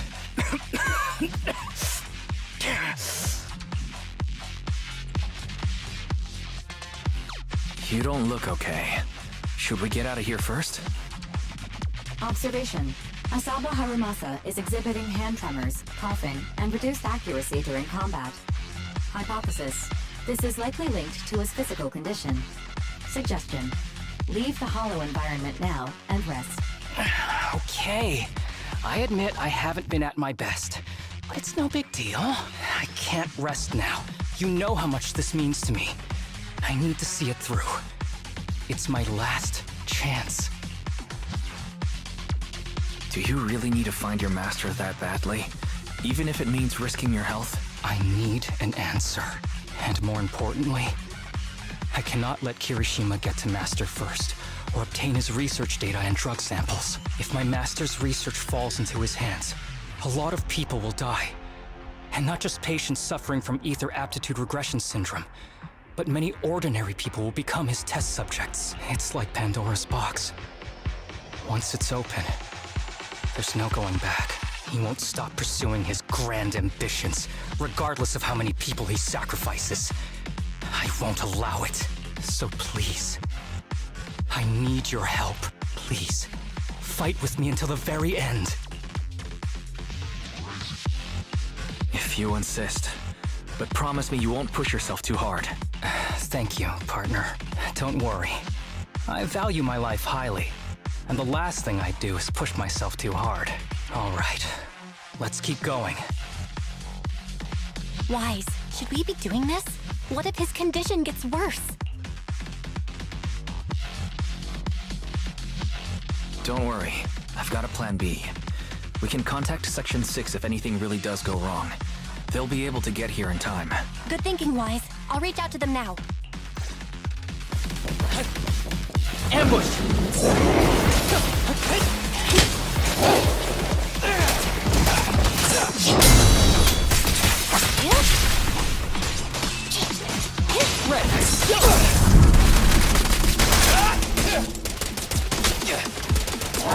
Quit moving!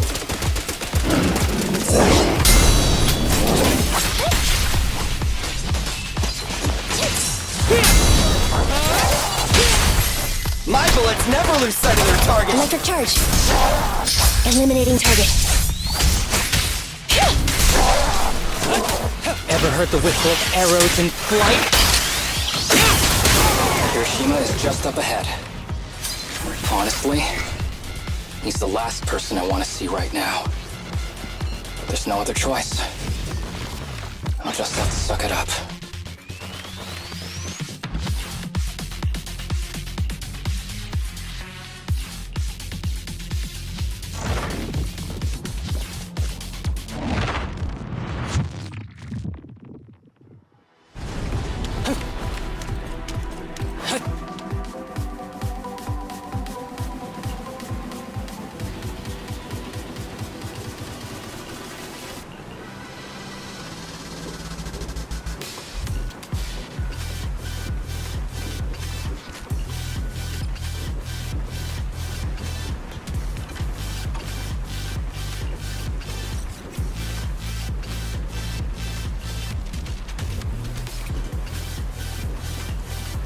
Tip. There is a special location sensor ahead. There's a device on the wall ahead that can be triggered by an arrow.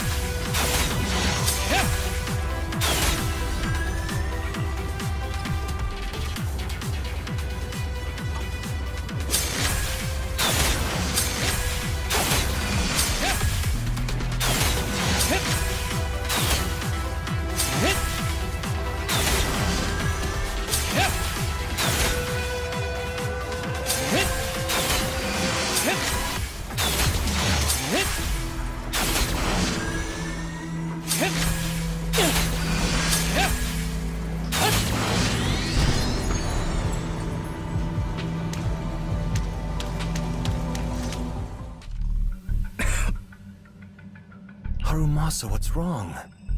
Not feeling well? I'm fine.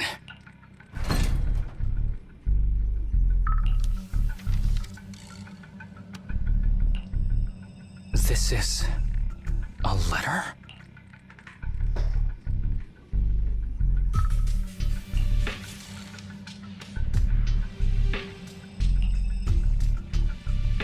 Do you recognize the symbol? Yeah. When I was being experimented on, there were other adults around Master who always seemed to be busy. Master told me they were there to keep an eye on him. They weren't friends, so we agreed that if I wanted time alone with him, I'd draw this symbol on a note. Then he'd come find me by himself, teach me archery, or just tell me stories. Damn it, it's not here either. What are you looking for? Oh, nothing. Just seems like there's nothing here that could help us find Master. But as I thought, you're the only one who can solve this puzzle. Good thing I brought you here. You knew him better than anyone. Is that so? I used to think I knew him. Just like everyone thinks they know their family. But now, I'm not so sure.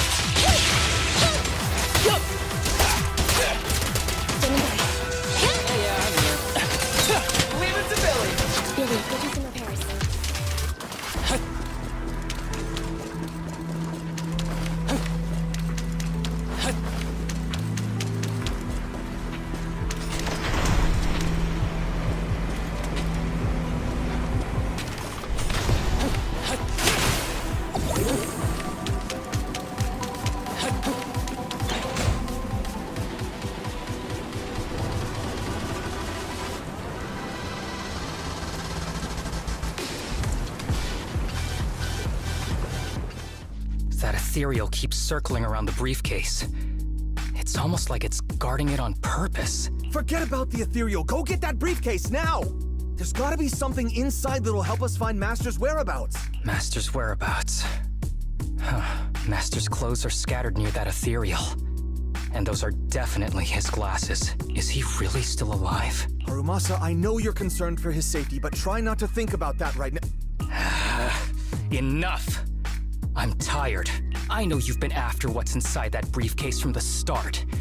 There are no clues leading to Master in there, just the booster drug he left behind. And I know you want to use Master's work to advance your own research, creating the so-called miracle drug that allows humans to conquer the Hollows. And that's why you built the sanatorium.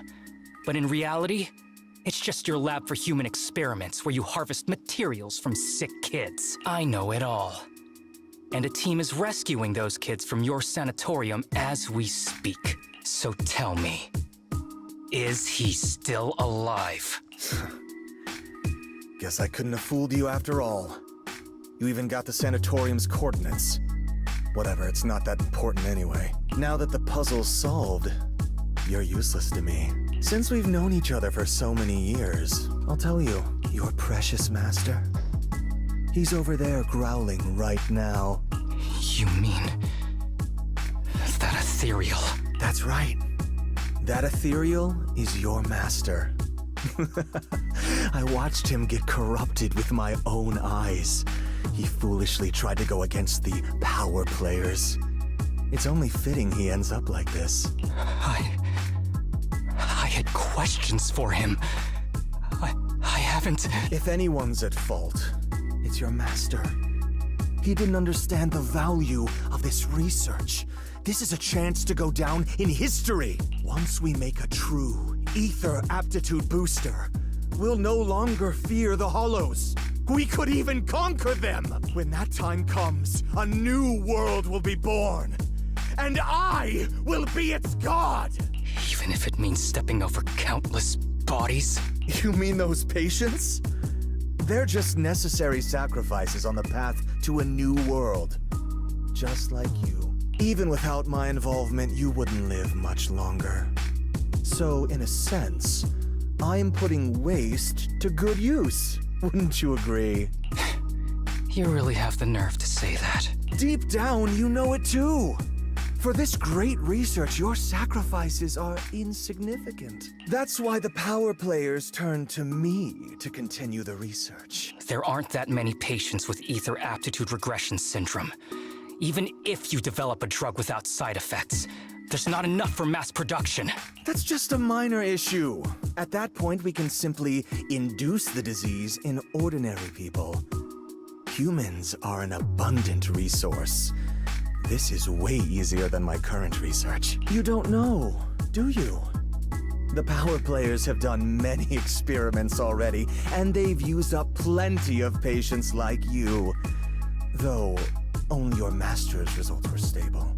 Too bad he grew sentimental, which led to his demise. What a joke! Feeling pity for someone with one foot in the coffin like you. He never hesitated when extracting your spinal fluid before, but he refused to perform the final experiment at the last minute. That's why the power players got rid of him. You mean he... Oh, you're deteriorating rapidly. Looks like luck is on my side. Don't get cocky. As long as I'm alive, I won't let you have that briefcase. We'll see about that. Damn it. More ethereals are showing up. We need to take them out first.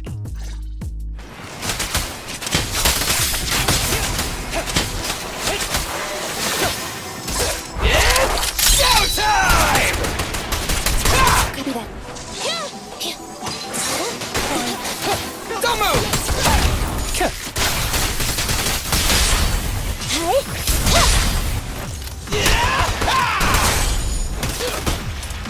Standing by.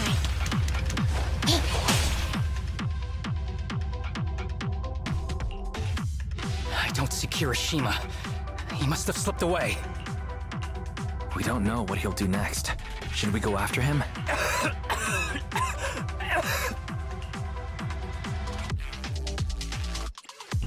What's happening to you, Harumasa? Kirishima said you were deteriorating. Please, talk to me. I'm fine. Just feeling a little dizzy. I'll be okay in a minute. If you don't tell me the truth right now, I'll end our partnership immediately. Kirishima extracts spinal fluid from those kids regularly, but they're not in good shape. If this goes on, they'll likely relapse, so... I had them use my spinal fluid instead. We needed to find Master and secure the drug samples he left. Losing Kirishima would have meant losing our only lead to the power players behind him. After taking everything into consideration, it was my only option. You need to go to the hospital, now. It's fine. The dose was small enough not to cause any serious side effects. Besides, my tolerance is different from theirs. My body is used to this kind of strain. More importantly, I still have things to do. Get the briefcase and put an end to that ethereal. It might sound stupid, but I don't want him wandering around forever in the hollows in that form. Absolutely not. You're in really bad shape. You can't go fight that ethereal. Sorry, but I have to do this. Don't worry. No one values my life more than I do.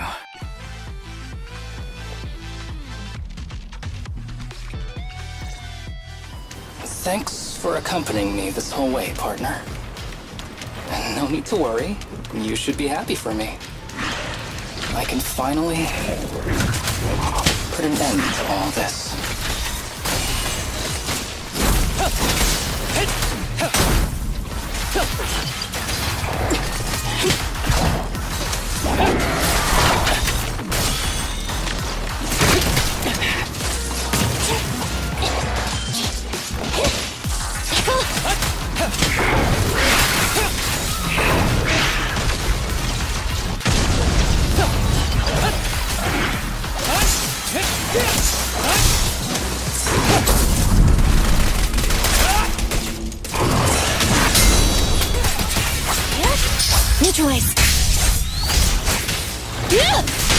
Fancy testing my aim?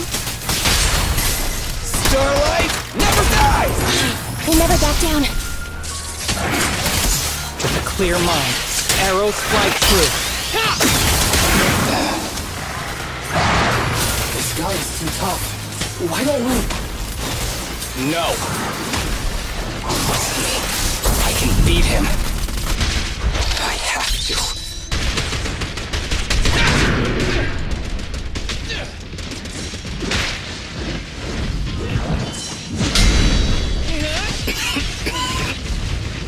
I detect Asaba Harumasa's vital signs are rapidly declining. No. If this continues, he'll... Master. How strange. I thought I'd hate you. I ought to, but... it's a shame. I didn't get to see you one last time.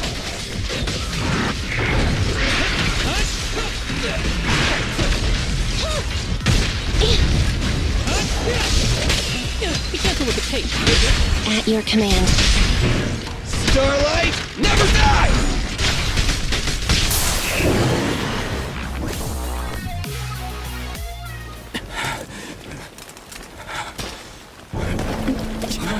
Are you okay? Is it your illness? Well done, Harumasa. I'll go ahead and take what he left behind. Looks like you can't see your humor anymore. Hey, give us back the key! Who do you think you are? Just stay here. You won't survive for much longer. Damn it! I won't let you... Harumasa! Harumasa, wake up! Stay with me!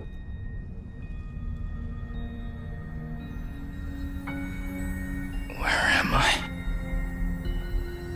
Everyone. Tell me, will we ever get to feel the wind again?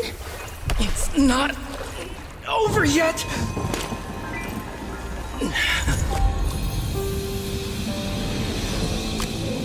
I still have unfinished business. Listen to me, Harumasa. Master. The essence of archery is not to be sought from the outside. It resides within you. Each time you pull the string.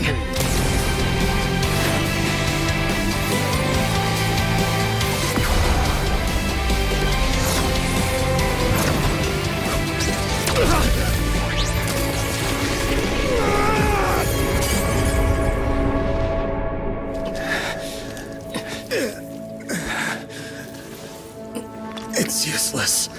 Even if you smash it, as long as there's a single drop, my people can replicate it. You... Kiss your grand plans goodbye. Harumasa, what have you done? Sorry, little proxy, but I can't let this thing exist in the world. I guess this was my final vacation request. Wait, no! Stay with me!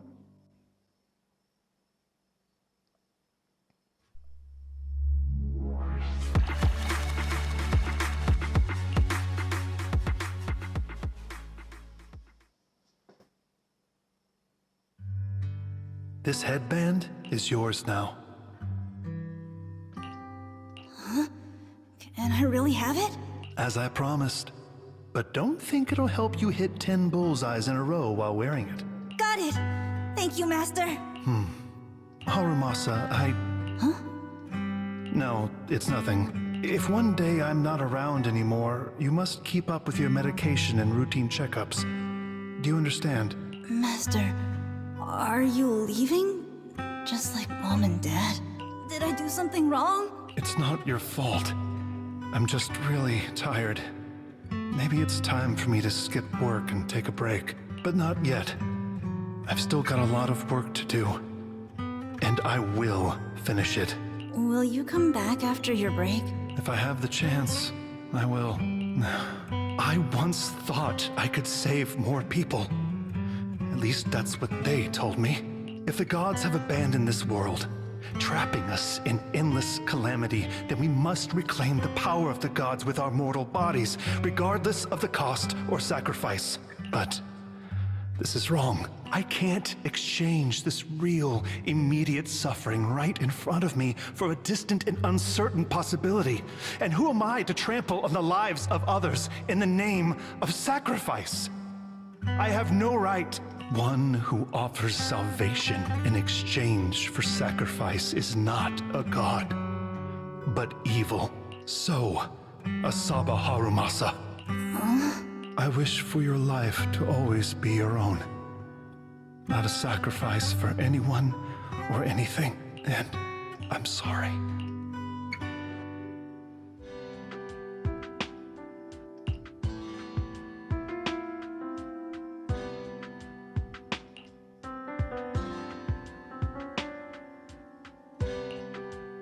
What's all the fuss?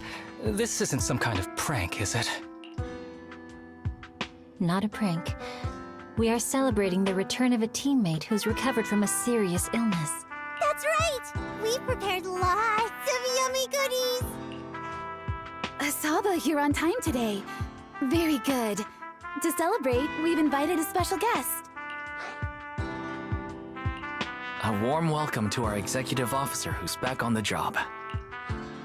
Man, just hearing back on the job gives me instant work fatigue. But all jokes aside, thanks, guys.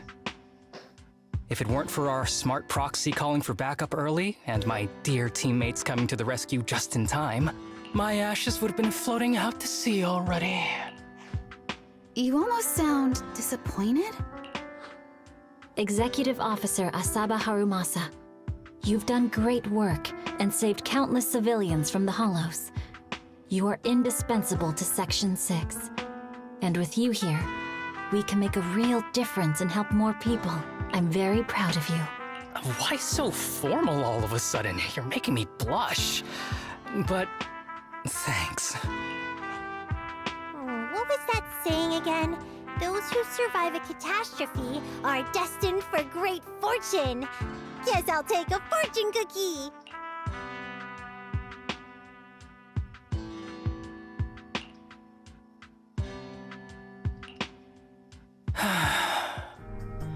Nothing beats a place where you can feel the breeze, to be honest.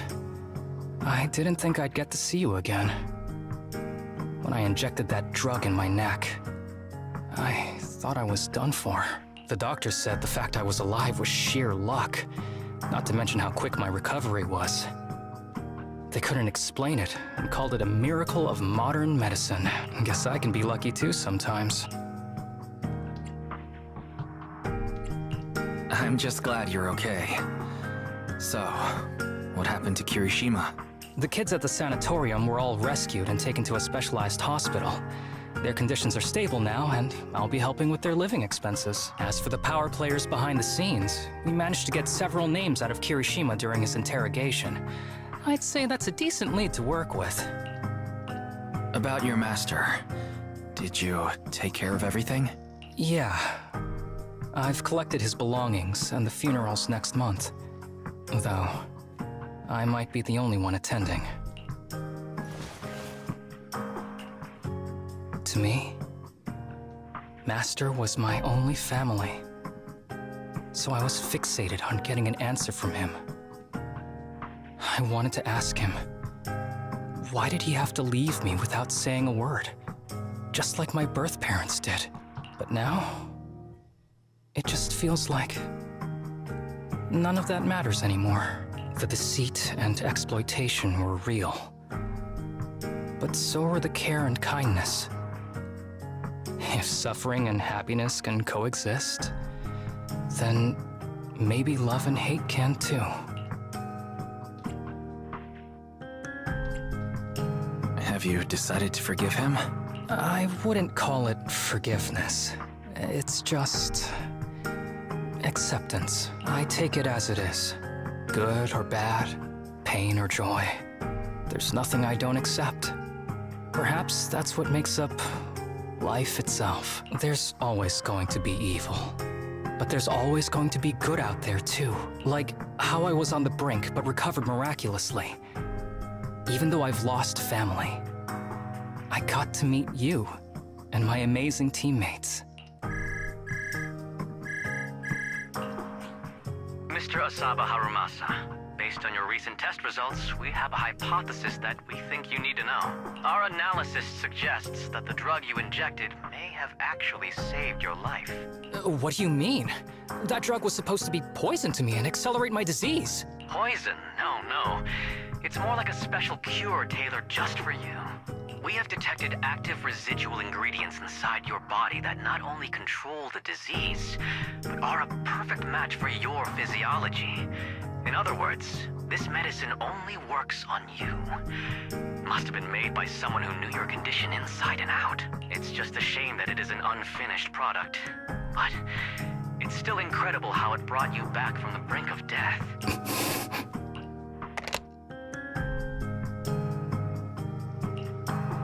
So, it wasn't a miracle.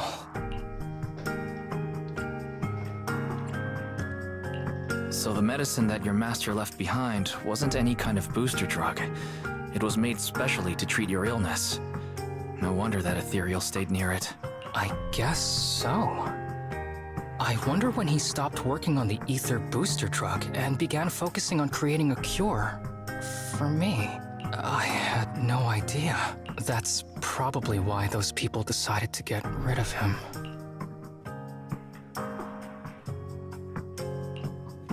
Thanks for being here. Don't worry. I'll live my life to the fullest, but if one day I become sick and turn into an ethereal, don't frown. We all know that day's gonna come sooner or later. When that happens, and if you're around, I hope you can do me a small favor and end my life. Don't leave me wandering forever as an ethereal in a hollow. Please. All right, I promise. Thank you. Though, I really hope that day doesn't come anytime soon. All right. Let's both aim to live our lives to the fullest in this messed up, wounded, yet so brilliantly beautiful world.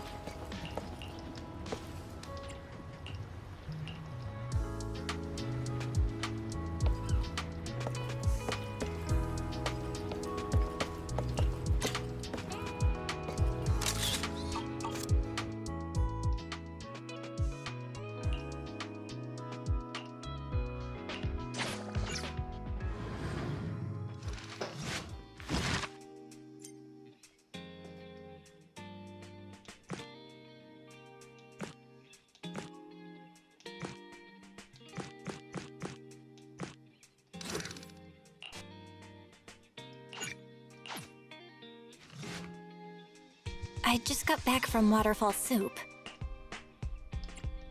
What happened? Did something come up with General Chop? No, nothing really. It might not even be a big deal. It's just... General Chop mentioned that Soldier 11 hasn't come to eat noodles at the shop for some time now. We haven't heard from her for a while either. Maybe she's been busy with something lately. You know, like a mission. On a mission? But even then, she'd still try to reply to messages from you. That's what she did before. This is starting to worry me now. Oh, if only her squad mates were with her.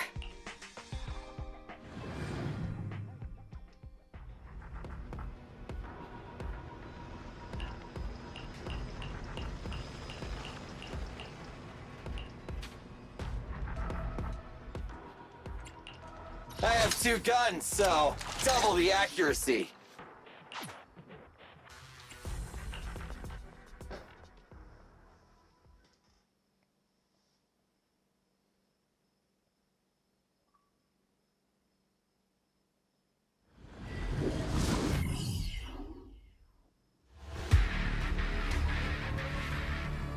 We've arrived at the coordinates Ray provided. She's so kind.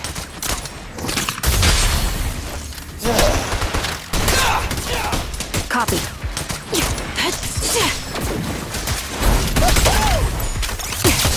Attacking from our blind spot.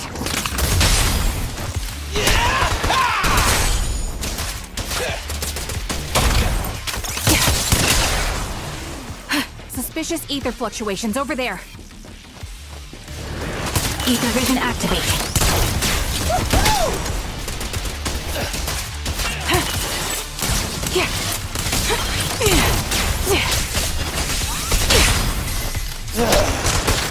In position. I'll pierce right through.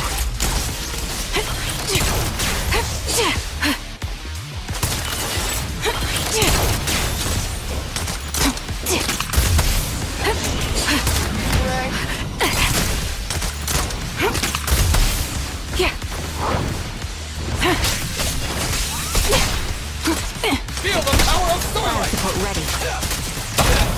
The target's exposed. Recalibrating.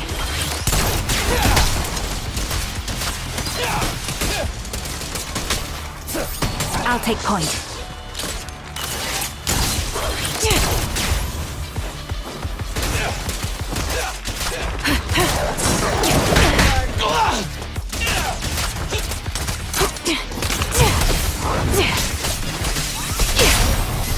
Let's clear him out! Fire support ready.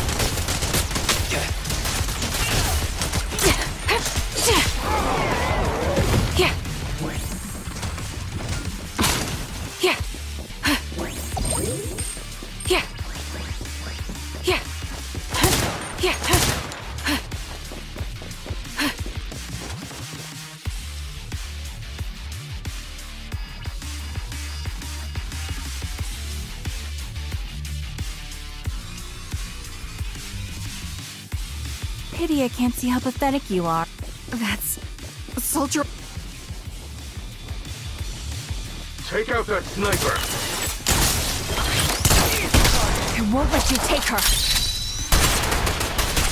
I'll pierce right through.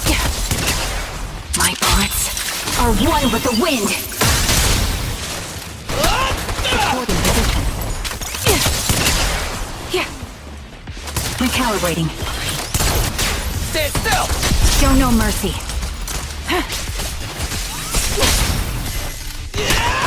Supporting position.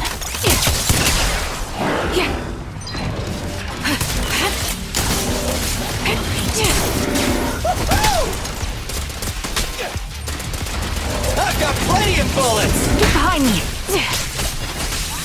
Feel the power of Starlight! But the target's exposed.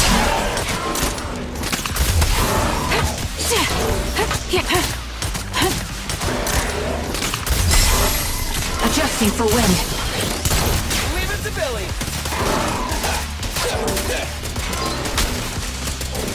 Try this!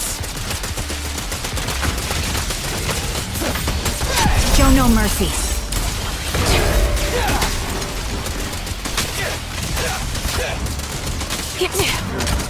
Target locked. Let's clear him out! Fire support ready. Don't worry, everyone will get their share!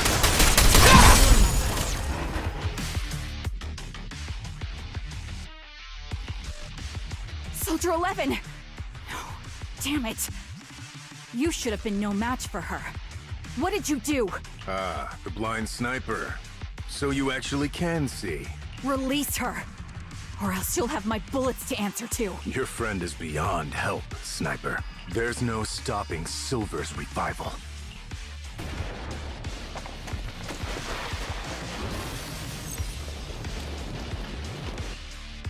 Damn you. Silver's revival.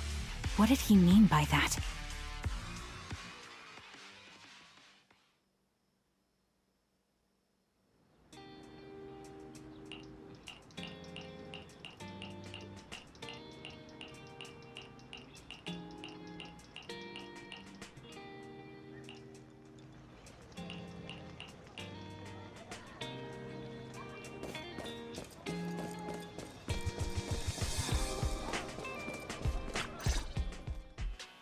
Hello.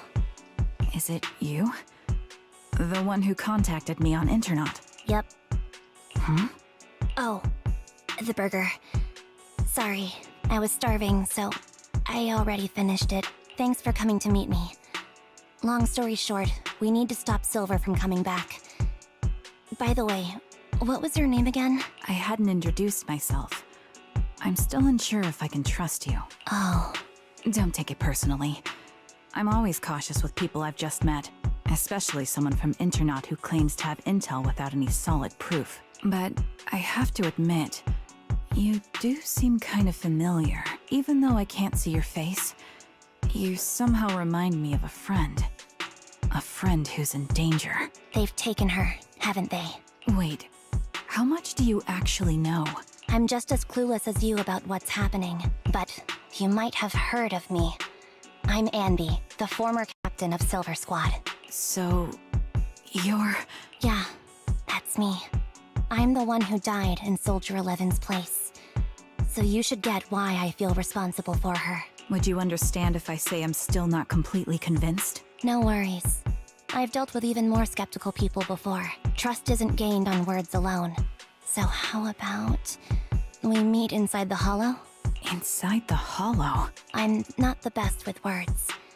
Showing you through my actions might be more convincing. You just need to see me in battle.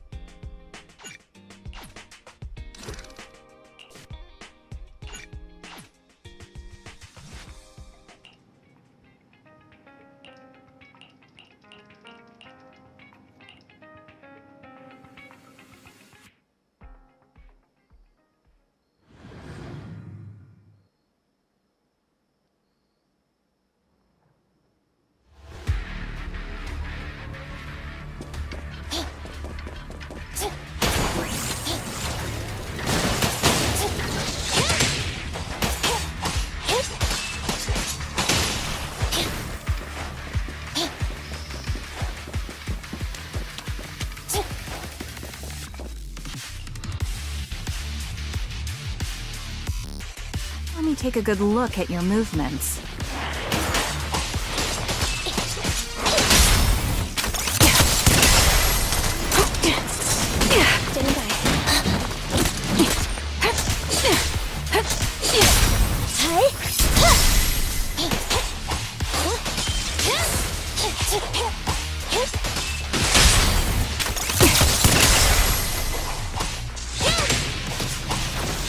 Engaging head-on. Ether vision activate.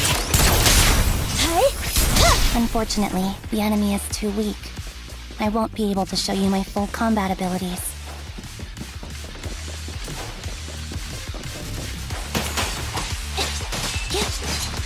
You don't strike me as the type of person who'd say something like that.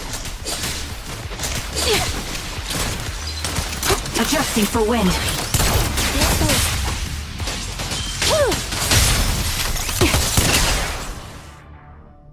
I see now. There's no mistaking it. You really are that Anby. A person's fighting style is a raw response in life and death situations. It can't be easily faked like a resume or some other physical token. You and Soldier 11, the way you fight and use ether, it's nearly identical. Incredible, We're sisters. Assuming that sisters means replicas from the same blueprint, that is. So the rumors circulating in the military about Silver Company, they're really true? How much have you heard? Only that Silver Company no longer exists. But biologically creating soldiers in mass quantities, how could that even be possible? From what I know, besides intelligent constructs, everyone is born biologically. Delivered by storks, so they say. So making one isn't much different from making 100. Was that supposed to be a joke? Yeah. My jokes never really hit the mark. Sorry about that. No. I'm the one who should be saying sorry. I was just astonished. I never thought the military had this level of technology. If they could mass-produce soldiers, then why would they still... I understand. If they could use replicas as cannon fodder, then why still risk human lives? That's what you're thinking, right? I was trying to say it in a more... diplomatic way. It's okay. I won't take offense. Not over this. They'd probably say the reason is because replicas are simply too expensive. While a Silver Company soldier could change the game, it costs nearly as much as training a top-tier general and paying their fees and pension for their family. The real cost isn't in creating the mind or body, but in replicating the subject's unique physical abilities, mental aptitude, and reflexes. And what's even more costly is that, for reasons that were not fully understood when the research was halted, these unique qualities couldn't be fully replicated in mass production. As for the inferior ones, they were deemed as disposable. Anby, that's not what I meant. Yeah, I'm sure you didn't. But there's always someone who does mean that. There's always someone with an agenda, trying to use us. Maybe that's why Silver Company fell. I won't forgive those people. Any of them. However, the downfall itself isn't entirely a bad thing. With Silver Company gone, their evil technology was lost with it. Or so I thought. Until now. Silver's revival. So you're saying someone has resurrected that technology? Soldier 11's abduction seems linked to this. I have to admit, your theory has some merit, but as far as I know, all the data from that time was erased. Could it be the Defense Force? Hold on. Something doesn't add up. What are you thinking about? If they truly wanted to secretly revive this technology, they wouldn't need to take Soldier 11 at all. I know my squad mate. All it would take is an order from up top, and she'd put herself on the operating table without a peep. Really? So, that's how she is now. She's the model example of a loyal soldier. Isn't that how you remember Soldier 11? No. I never knew a Soldier 11 in the past. Only... How could this be happening? There shouldn't be so many ethereals here. I recognize this formation. We once used it to battle ethereals. What? It's another legacy of Silver Company. Back then, we had a brilliant sister who excelled in strategy over combat. Let's handle this. The person we're after must be behind it. TWCA Type 3. Is that the name of that formation?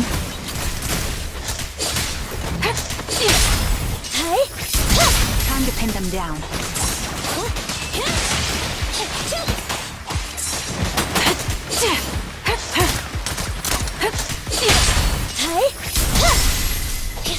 Be gone! Standing by. This feels familiar. I don't like it. I'll take point. Not one for nostalgia? I'm starting to understand you more now. The target's weary. Recalibrating.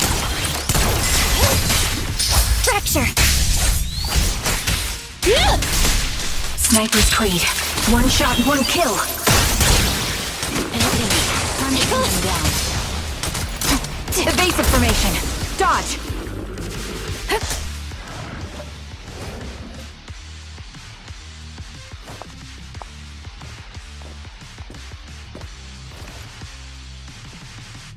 Anby, what is that?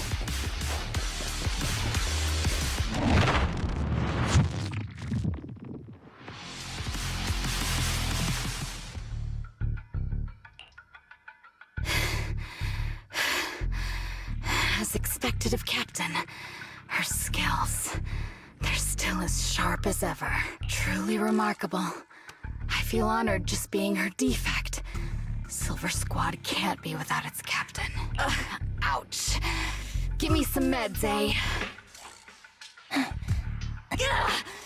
You're the worst of any defect! I know you can't talk, but is there something wrong with your nerves, too? Be gentle! Seriously, I have fewer and fewer parts of my original body, and yet I feel more and more pain. I'm curious why that is. But you wouldn't understand such a complex question, would you? Because you're an idiot. Enough. Stop making that miserable noise. Now, about our subject. She's still alive, right? There you are. So, they call you Soldier 11 now, right? What a hideous name. But looking at you now, you do have a pretty face. Pretty and pitiful.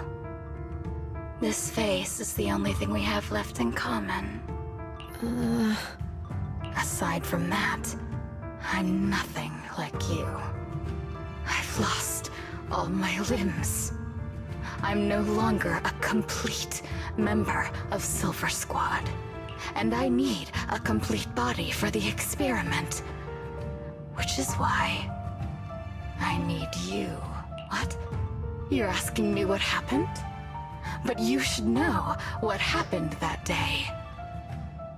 It was the day you weren't there. Captain Anby traded herself for you. Even with her incredible strength, she could only save one of us. But why did it have to be you? Why not me? Why not Twiggy? Tell me why! They were all dead. Heaps and heaps of corpses crushing me. When they found me, my limbs were severely corrupted. I couldn't move. I couldn't fight back. I used to be a soldier, ready to defend this city. But that day, I was... Hey! What do you think you're doing? You startled me. All right, fine. You're just here to remind me, right? They're here to pick up today's shipment. I'll go handle it. After that, I'll come back and tell you the rest of today's story.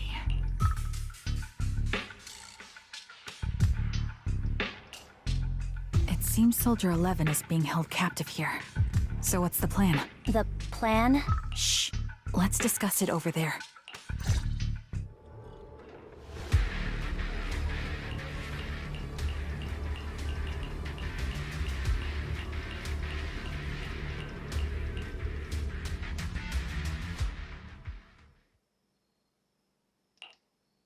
This place is cold.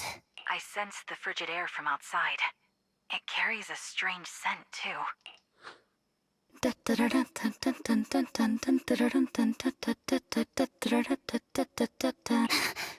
Someone's entering. Are you hidden? Don't worry. It's dark here, and the machines are pretty noisy. They won't detect me. Soldier 11, wakey wakey. That's odd. I know I've taken quite a few samples from you and injected some meds, but you'll tough it out, won't you? Won't you? Do you enjoy being pampered? Because you're the youngest sister? Oh, that won't do. Get up and play with me. Good. That's my girl. Now, let's continue our story. Where was I? Ah, yes. About how some kind scavengers found me without limbs. Such kind-hearted folks. They sold me.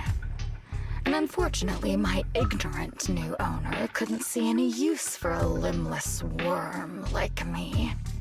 So I was sold off again. I was treated like merchandise on the black market. Sold alongside gangster stuff and modded bamboo. That's when I realized we Silver Company soldiers weren't any different from bamboo. Just made of flesh and blood.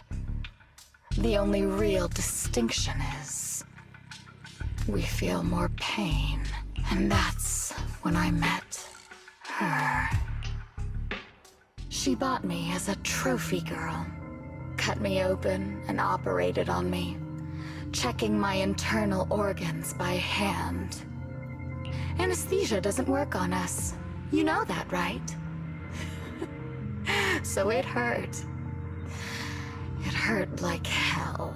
Then, out of the blue, she smiled at me. Looking back now, I think she must have noticed something unusual about my body. She told me that she was once a military doctor, but was discharged, and now worked as a rogue doctor.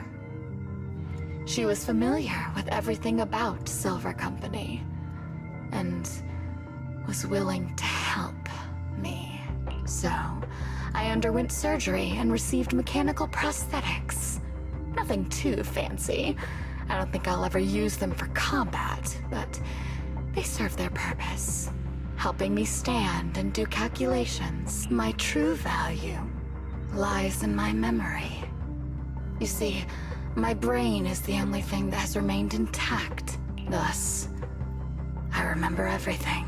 I remember our home, and the time spent with our sisters. I remember that as long as we fought alongside our captain, we were considered the most powerful fighting force. I remember assisting in their research and using my own 2 hands to welcome new sisters into this world. That rogue doctor used her connections to get me some incomplete research data. Using my fragmented memories combined with that data, I was able to piece things together. And now, I've nearly revived the technology of Silver Company. Fortunately, I've remembered. I've survived and can recall our past. And now, reforming Silver Squad is my mission, because this is my home. Our home. So, do you like my plan, Captain Anby? When did you notice me? My little puppy spotted you a while ago, and I instructed her to raise the alarm. You know, Captain, I'm actually glad you're here. I've been thinking that we need to talk. Give her back, and then we'll talk. If you want her, come get her yourself. Trigger! Say no more. I've got it. Fire support ready. Quick shot! Recalibrating. Target confirmed. Go. The target's weary.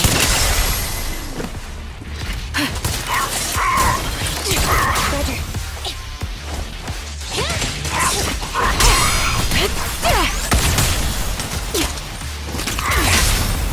At your command. Copy. Ether vision activate. Increase firepower. Target confirmed. Go. Fracture. I'll pierce right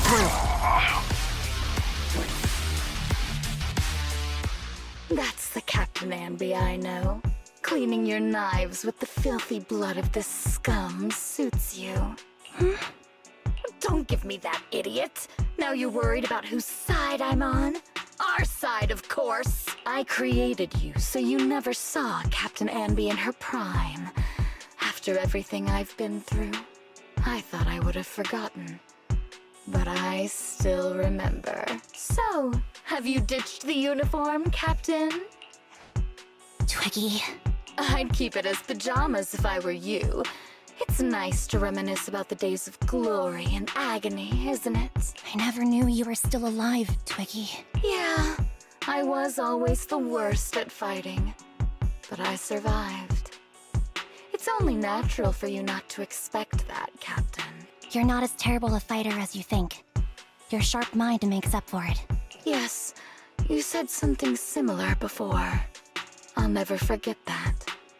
You persuaded them to keep me, and you encouraged me to acknowledge my true value. You're right. I am valuable. I understand that all too well now. Trash may perish easily, but not me. I'm valuable. Precious even. There's always someone who sees value in me. Just like you did before.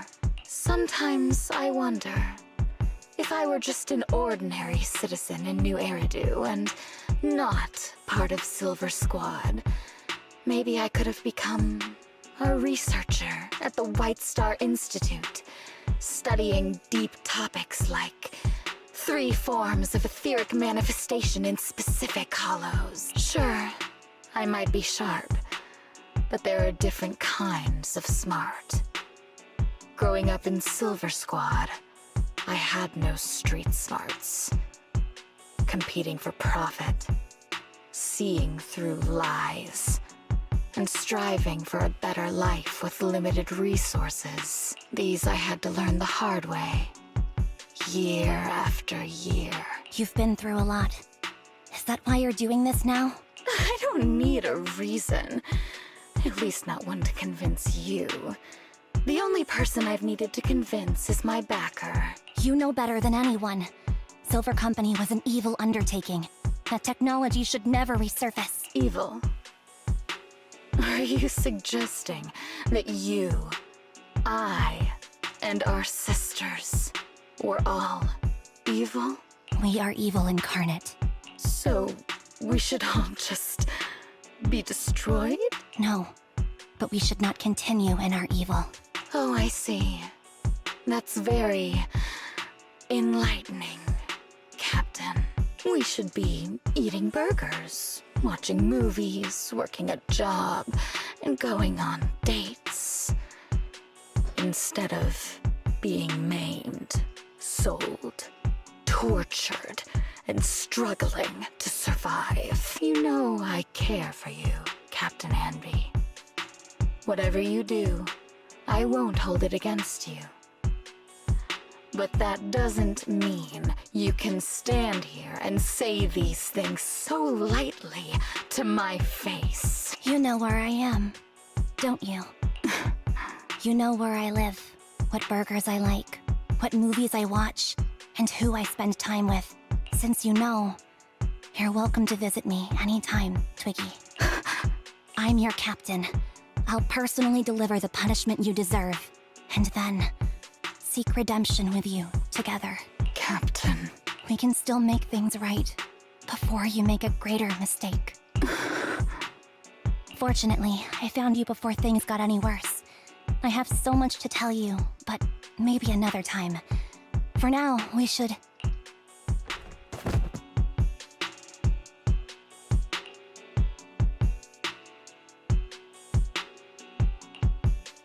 All right, I'm returning your favorite girl. Now we're even, Anby. Twiggy? I said we're even. From now on, you can stop acting like a captain and save this foolish talk.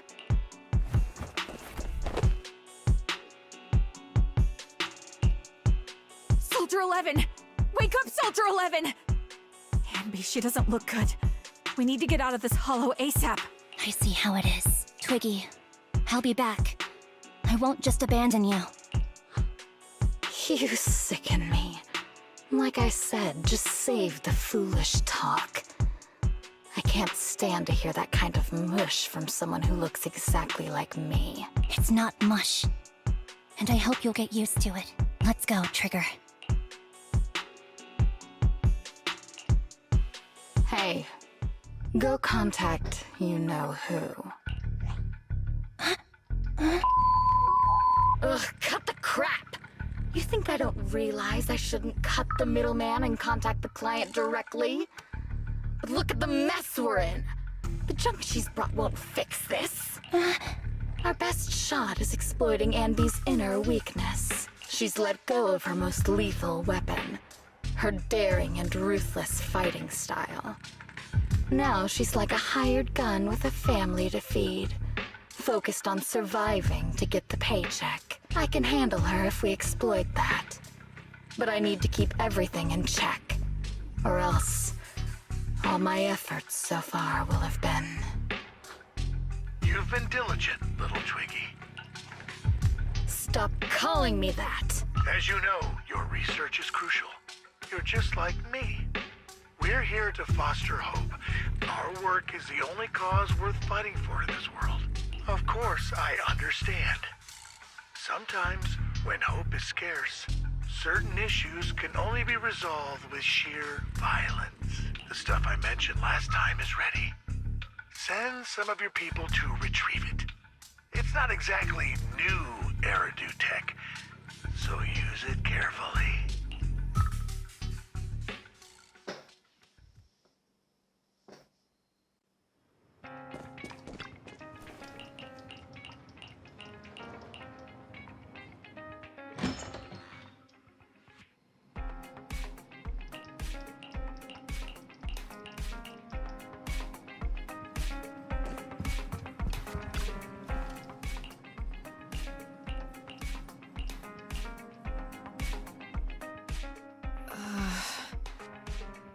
What is this place?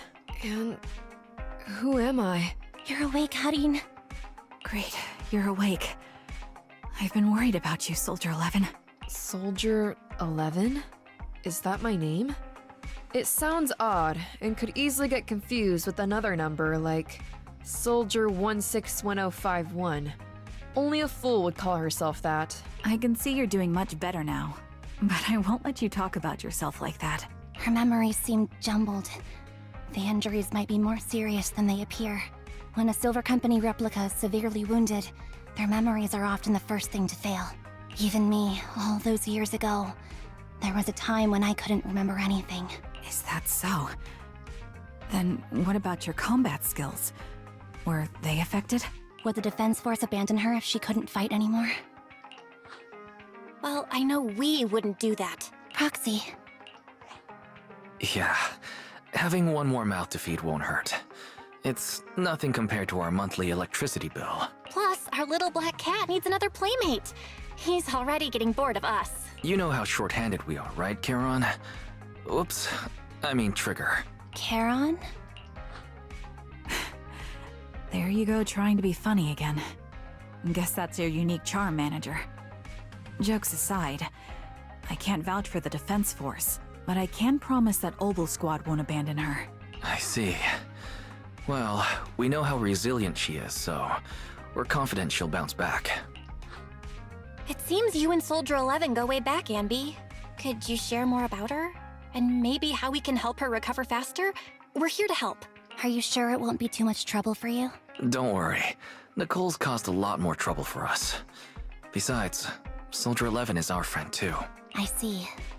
In that case, what she needs now is nothing too out of the ordinary. Warmth, comfort, safety, and relaxation.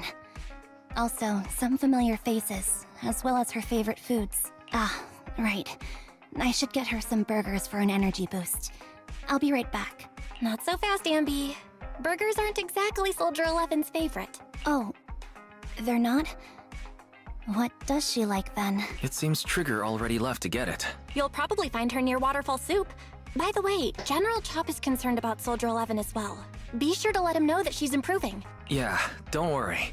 She's in good hands with us here.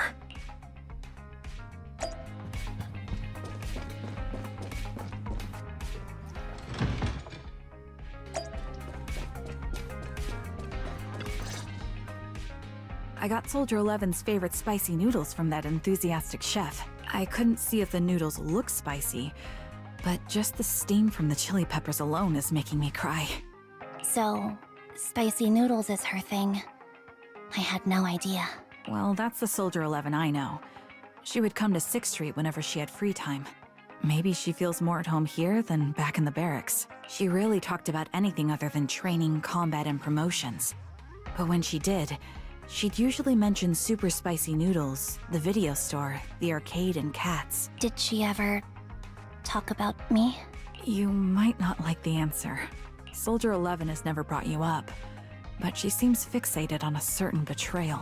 Apparently, someone very important to her that she admired greatly vanished without a trace. leaving her to deal with that awful situation by herself. The person left without so much as an explanation. In the military, such actions are seen as desertion. And eventually, such deserters are marked as KIA by detached and indifferent officers. Does any of that ring a bell? I have nothing to say. Even if she resents me, she has the right to do so. That's pretty cold, even for me. May I suggest something? What's that? If you want to mend things with Soldier 11, don't say anything like that to her. Trust me, don't. But that's the truth. I have no excuses for that. I lost my memory when I left the army. Once it returned, I wanted to contact Soldier 11, so I asked Nicole to check on her. Then I learned that she was doing well, that she had joined Obel Squad, and that she's an exemplary soldier who recently got promoted. She had a new captain and new comrades, so I felt her troubled past in Silver Squad might only weigh her down. I had no reason to show up again. Trigger. What? Tell me, if you were me, you would have made the same call, right? If I were you... Yes, I might have. That's what I thought. So, even if she hates me, I deserve it. But I'm not you, Ambi. That's the point. If I were in your shoes, I would let Soldier 11 know she was never betrayed or abandoned. I'd let her know that her comrades would search to the ends of the earth for her, and that they'd never forget her. Trigger, you're really amazing. That's all you have to say? Yeah, I'm really impressed. It must be nice to have you as a comrade. I'm not so sure about that. But we have more pressing matters to discuss now. What are you planning to do next? I'm heading back into the Hollow to put an end to everything with Twiggy. That evil tech must never resurface again. But before that, I want to apologize to Soldier 11. Apologize? But given the current... Wait, really? Yeah, that's the best choice for my cowardly side. Seems like it's really weighing on your mind. Alright, if there's anything I can do, just say the word. In that case, I need you to prove something to me. Prove something? Like what? Prove that you can take good care of Soldier 11. That's the only way I can hand her over to her new comrades without worrying. Alleviating all your worries might not be a good thing either. But I understand. I'll prove that I can take care of her. Now then, let's head back. After all, we don't want to show up with a bowl of soggy noodles for our patient.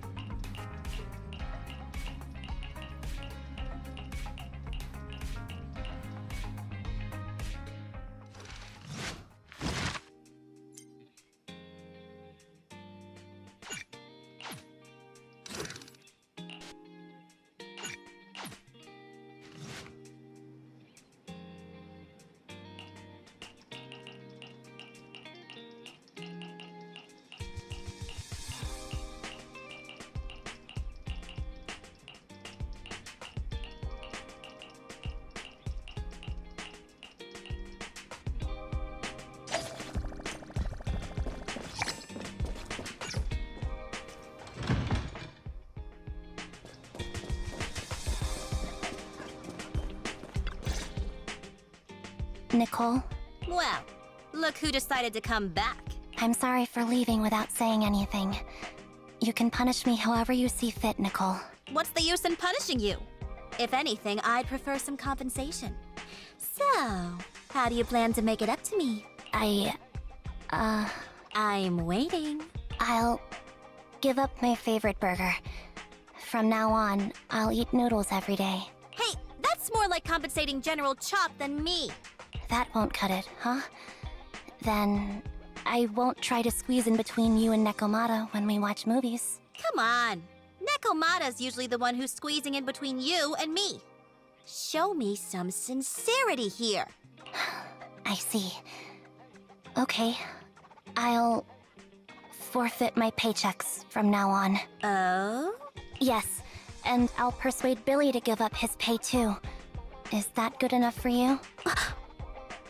Wait a sec. Are you trying to tarnish our reputation as an honest business? Forget it.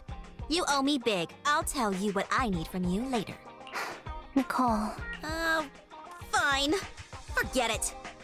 Just spare me that pitiful look. Listen, Ambi. It doesn't matter who you were or what mess you've gotten into. The cunning hairs doesn't need to be a burden to you. We don't need you to shield us, and we won't intrude when you need space. You're not the only one here with a troubled past. I just wish you'd trust me more. Otherwise, I feel like I'm a total failure. Sorry. I won't try to justify what I did. I shouldn't have run off on my own. Once this is over, I'll answer all your questions. No more hiding anything.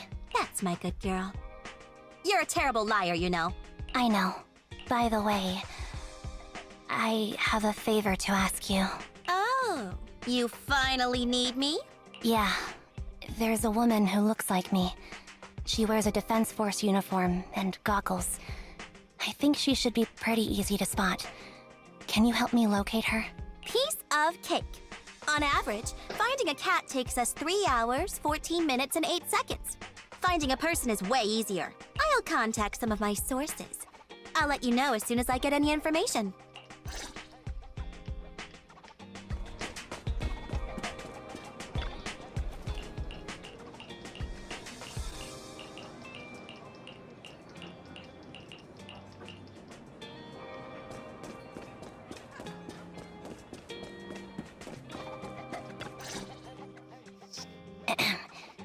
Who's there? Ambi! It's you! Yeah, it's me. A reliable source mentioned that you've been worried about me lately. Nonsense! Where did you hear something like that? Darn it, that Billy! I'll scratch all this paint off like scrubbing a nonstick pan with steel wool!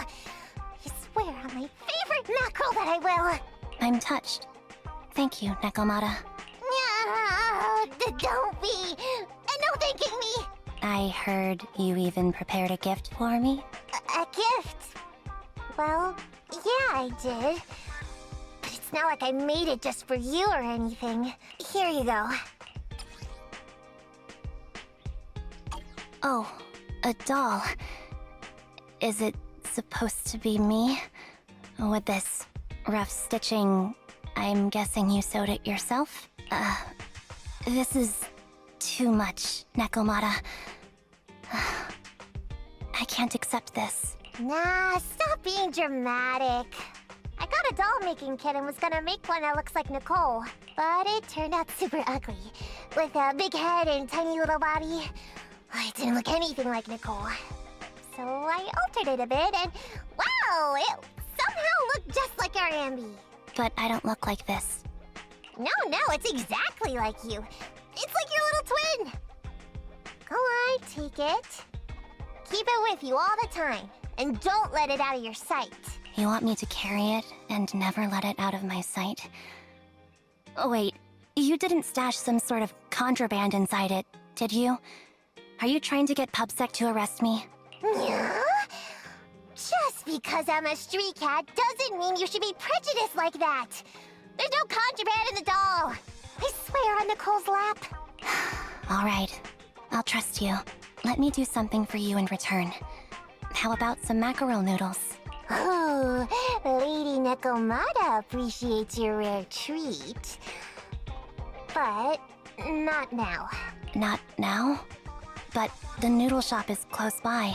Once things settle and you're safe, you can treat me to those mackerel noodles.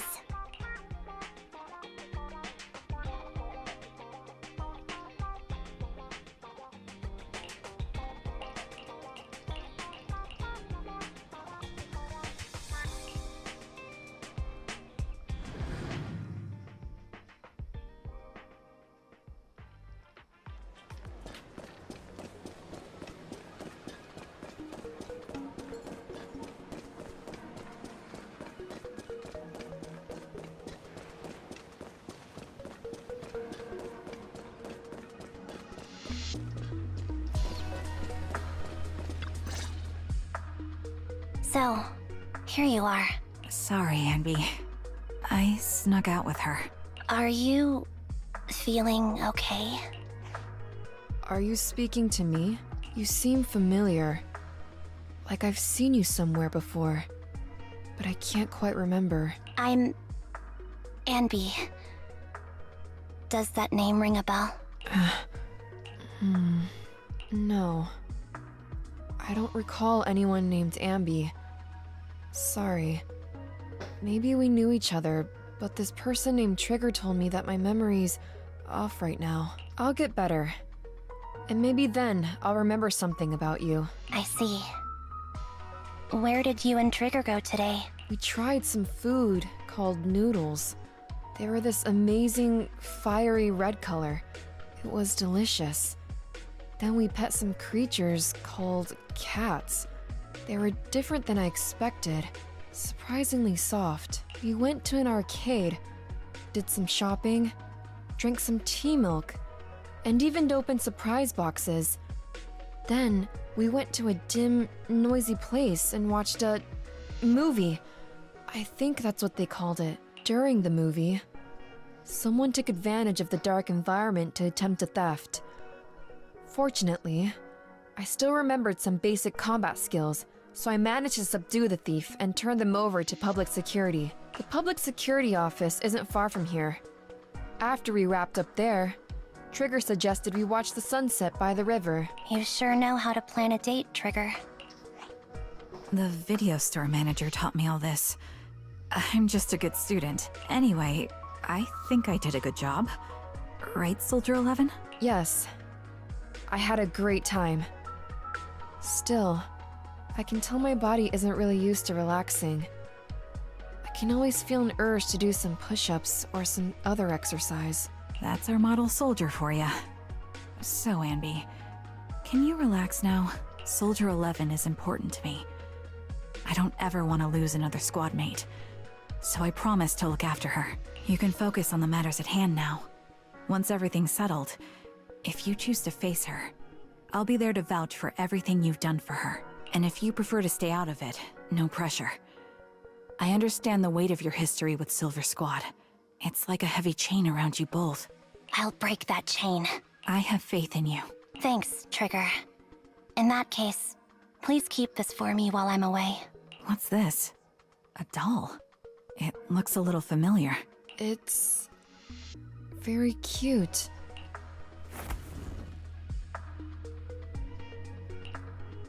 Please, keep it safe until I come back.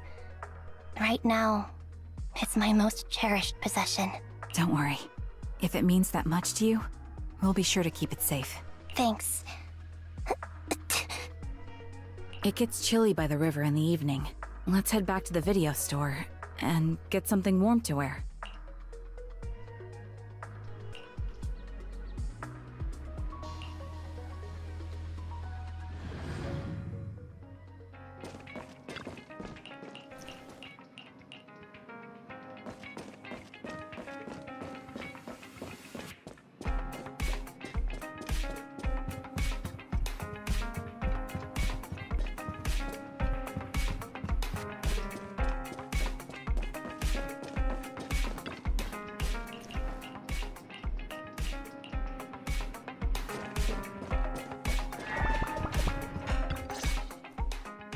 I remember you from earlier today.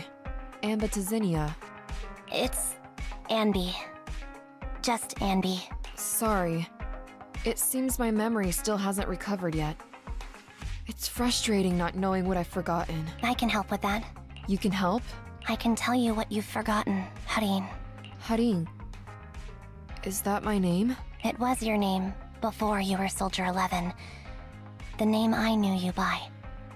Back then, we used to find nice-sounding words to call each other. The higher-ups were aware, but didn't intervene. I don't like that name. It sounds too weak for me. Yes, you've said the same thing before. So what exactly is this Silver Squad? And who decides who's qualified or not? There's a lot I don't understand. If it's connected to my past, then please tell me everything. Sure. I'll explain it all.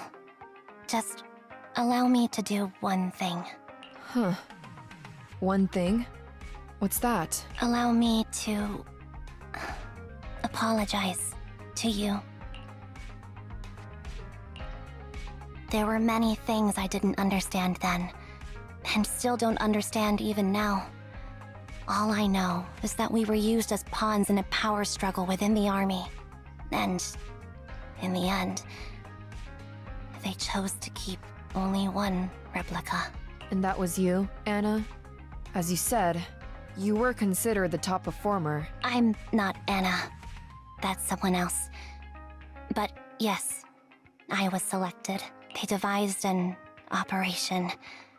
A suicide mission. No one was expected to return alive. My name wasn't on the list for deployment. But the night before, you went too hard in training and got injured. So I took your place. Did you survive the mission? Take a guess. I saw my squad mates buried in the rubble. The memories are all a little foggy, even to this day. I'm not sure how I survived, or how I was able to stand before the senior officers. How could they issue such a ruthless order? Sending their own soldiers to die? We're living, breathing human beings. That's the point, Harin. Are we humans? I assume you can also issue combat orders now. When you send a squad of explosive Bangbu into the enemy base, do you consider their well-being? The Bangbu aren't humans. I don't have to consider that. That's what they said too. Replicas aren't humans. So, they ordered Silver Squad to their deaths. But since you are still a survivor, they ordered me to execute you. Did you go through with it? What do you think? It appears you didn't. But if it were me... Would you have followed their orders? No.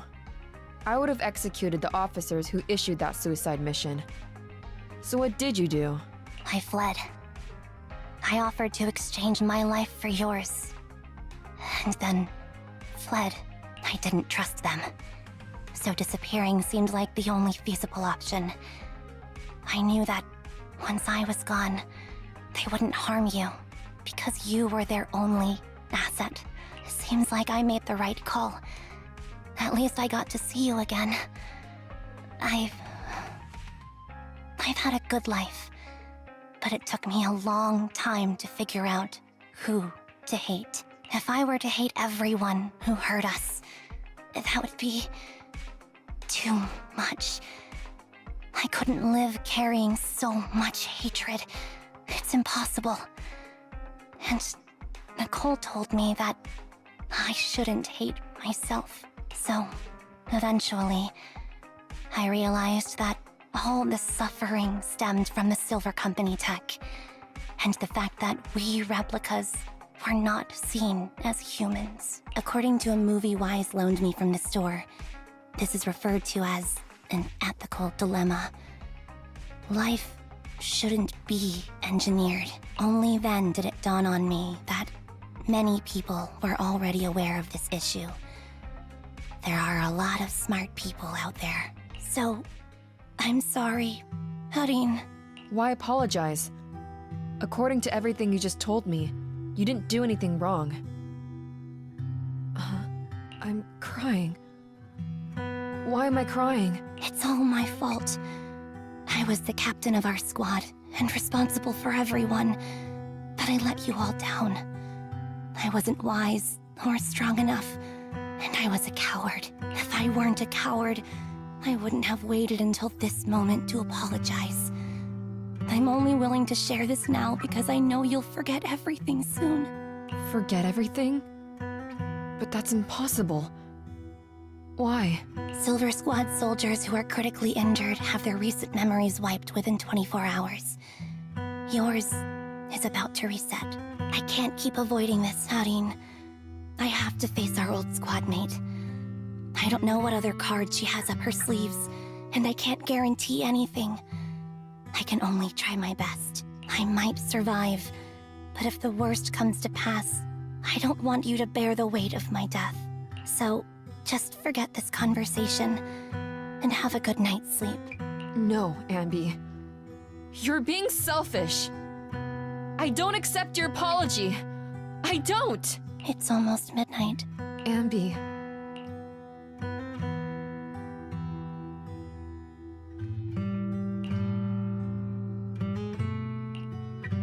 What is this place? What am I doing here? Who am I? Your name is Soldier 11. Good night.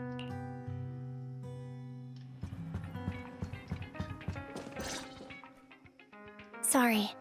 I must have been talking too loud just now and woke you up. Anby, what are you planning to do? What do you mean? Come on, don't hold out on us. Are you sneaking out on some super dangerous business? There's actually something I need to take care of. No need to worry about me. I'll be fine. Don't try playing cute with us. Didn't I tell you before? We have a right to know about whatever it is you're involved with this time. Plus, Ambi, if you've really been working on yourself like you said, then you should learn how to ask for help. This thing you're facing, you might not be able to handle it yourself, right? Even if that were the case, it's still my responsibility, and mine alone. At least, that's what I planned on saying. Oh? But the lone wolf in the movies never gets a happy ending.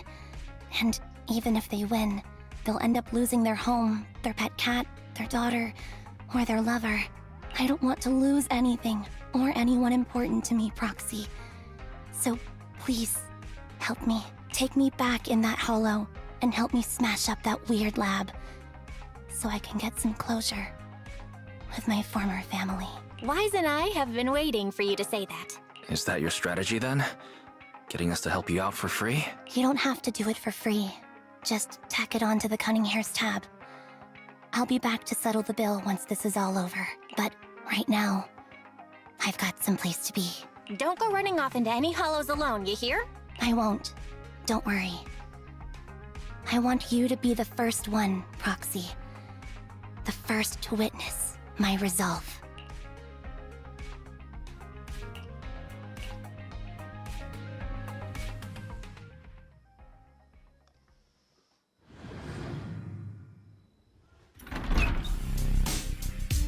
Long time no see. Replica number 0. Silver Squad. Captain. I thought I'd never see you again.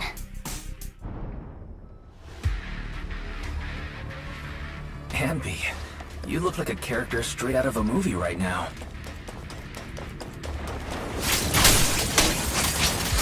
Your fighting style seems to have changed.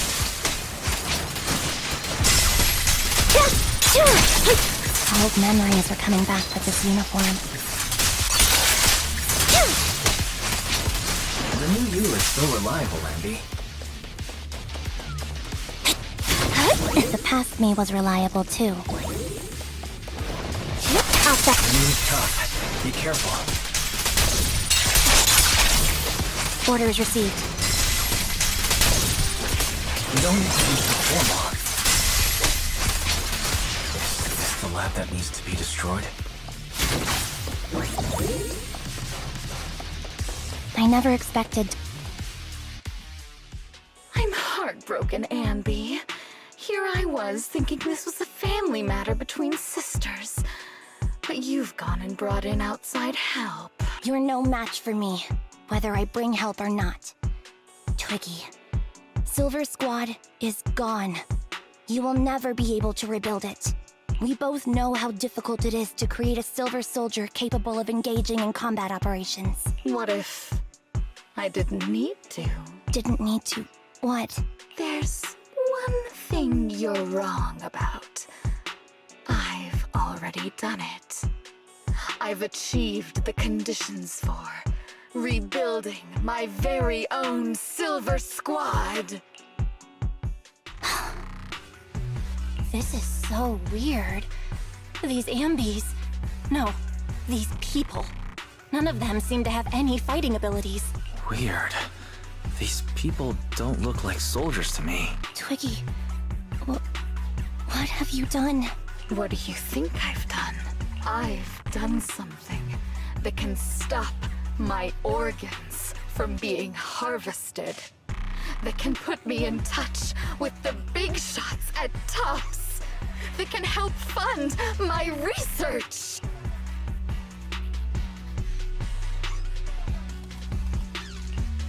No, that's impossible. You're harvesting and selling their organs. You created all these sisters of ours just to harvest them like animals? I just used them to exchange for a few necessary resources to reform Silver Squad. I needed a family, really. That's all. You said it yourself. These sisters of ours, right? We are sisters, and we are family. So if we're family, why don't you feel the same pain as me? It's a real shame, you know. Neither Harry nor I were perfect enough. No matter how hard I try, all I can make are defects. Good for nothing but a supply of organs. But it's not like there hasn't been any progress. I haven't even told anyone about this yet. But just earlier, I managed to make some improvements to the technology, which will stabilize control of the cloning process. Once that's in place, the cost of producing a competent soldier will be at an all-time low. We'll have achieved just what the initial project report said.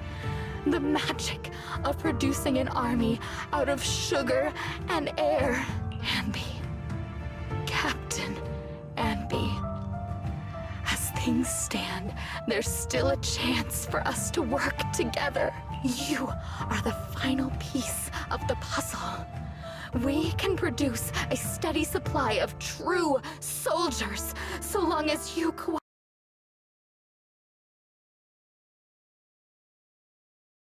cooperate.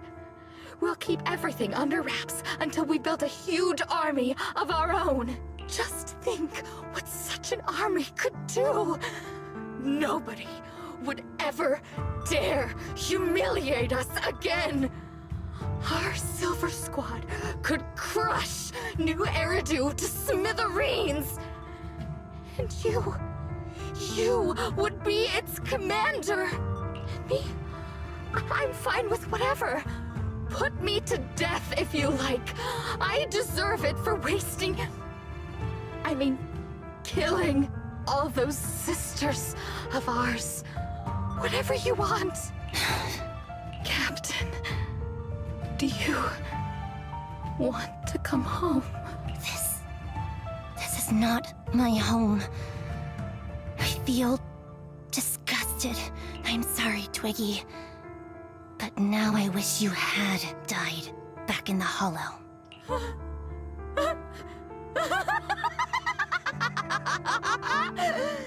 I know. I feel the same way about myself. Disgusted. Get out of here!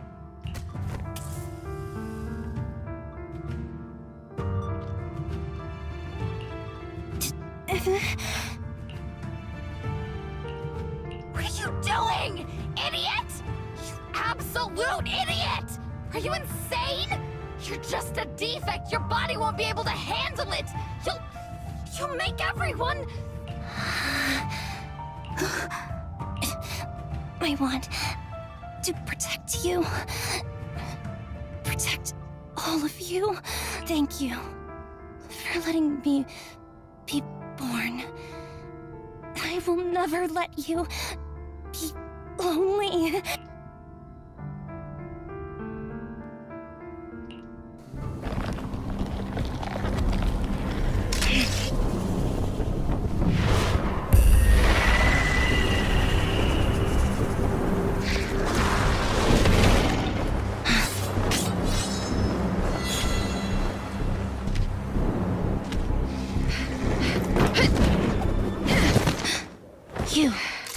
Why did you come? I haven't forgotten the art of combat. Gravity formation. TWAN, Anti-Ethereal Mark II. Hurt you. Feels really familiar. I never expected to be able to face you like this. Switching positions. Fall back.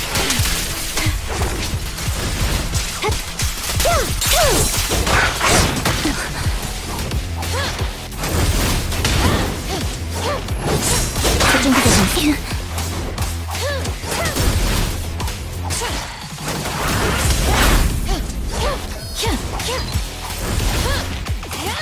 Show no mercy, even if our opponent is Twiggy. That's my line.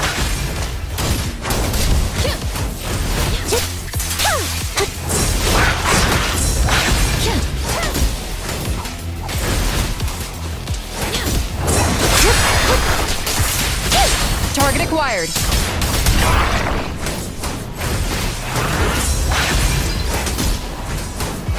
I shouldn't miss this feeling. Target confirmed. At least, you shouldn't miss it too often. The final blow. I won't let you have it.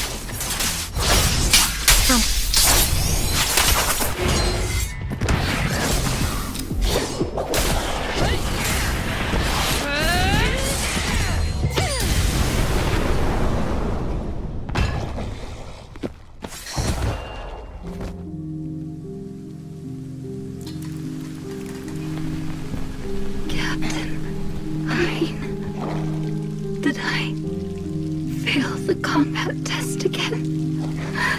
I told you I'm not good at fighting. But as long as Captain's here, I'll be okay. Right?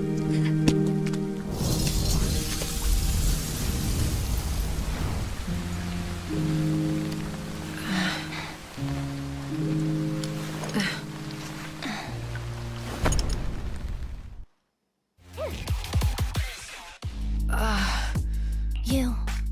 What are you doing here? Aren't you supposed to be with Trigger? Trigger was the one who covered for me, so I could come here. She's probably still dealing with the enemies that we met on the way here. You shouldn't be here. You weren't supposed to remember anything. Ambi. Turns out you're not a traitor at all. You're a coward. I'd still be completely in the dark if it weren't for that funny-looking doll. Huh? You mean there's something wrong with the doll that Nekomata gave me? There was a camera stuffed inside its head. It recorded your whole confession to me before its battery died. I didn't understand everything, but I knew enough to take action.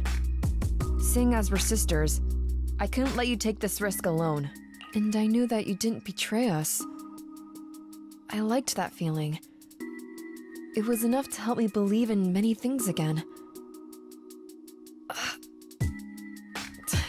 Roxy, her condition is extremely unstable. Please, get her out of here as fast as you can. Sure thing. As for what comes next, you gotta do that alone, right, Ambi?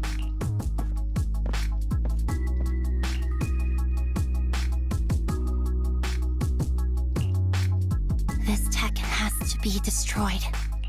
Thank you for letting me be born. What's on your mind? Roxy, you're still here? Don't worry. Soldier 11 is safe with Trigger. You can trust her. Oboe Squad can take over from here now that everything's done. She'll be okay. Really? That's great. What a dilemma. Should you destroy the Silver Company tech, or not? Is it that obvious? I thought I'd made up my mind to never let this kind of evil happen again. The fact that you're even saying this means you're reconsidering it, right? Good and evil lie in the hand that wields the sword, not the sword itself. I think I heard that in a movie once. For better or worse, Silver Company technology has the power to change our world entirely. I can't help but think of the possibilities it holds for our future. But Even so, you're right. It's just... I don't know how to make a decision that I won't regret. Well, time for this proxy to clock out for the day. I'll be waiting for you at the video store. Stop by soon, Ambi.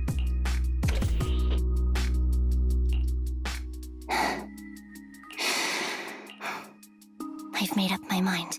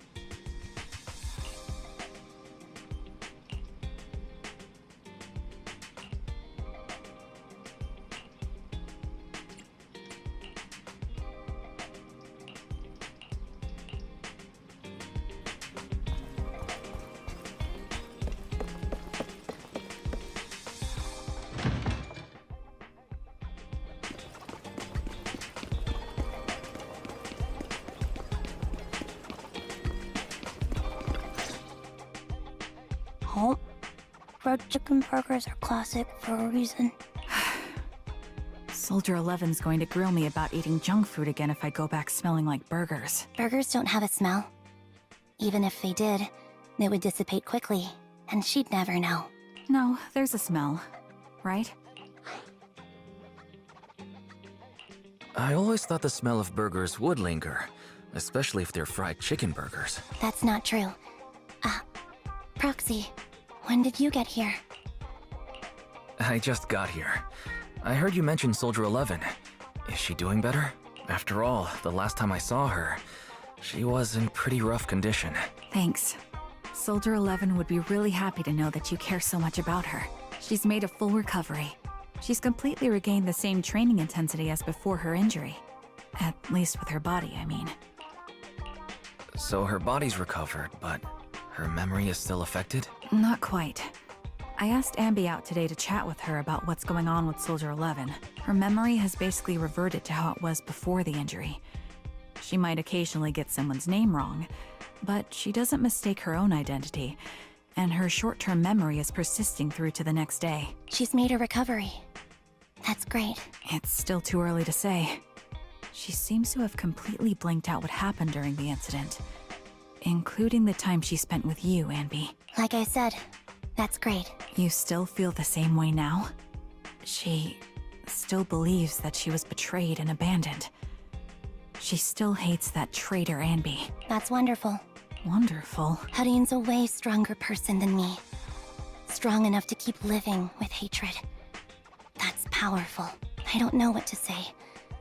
All I know for sure is the target of her hatred is me. And that's good. We won't be meeting again.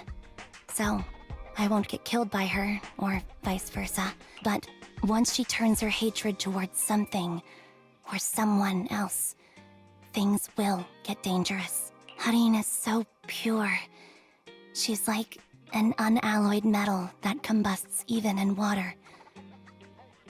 The last thing I ever want to see is her getting hurt by her own flames. I didn't realize you put that much thought into it. I was just thinking about it while watching some similar movies lately.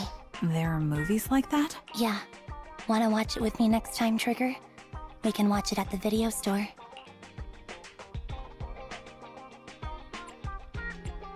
Sure.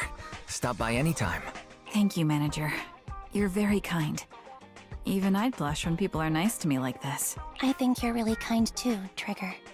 So, are you all still down for burgers? It's on me today. Come on, you can get whatever you like.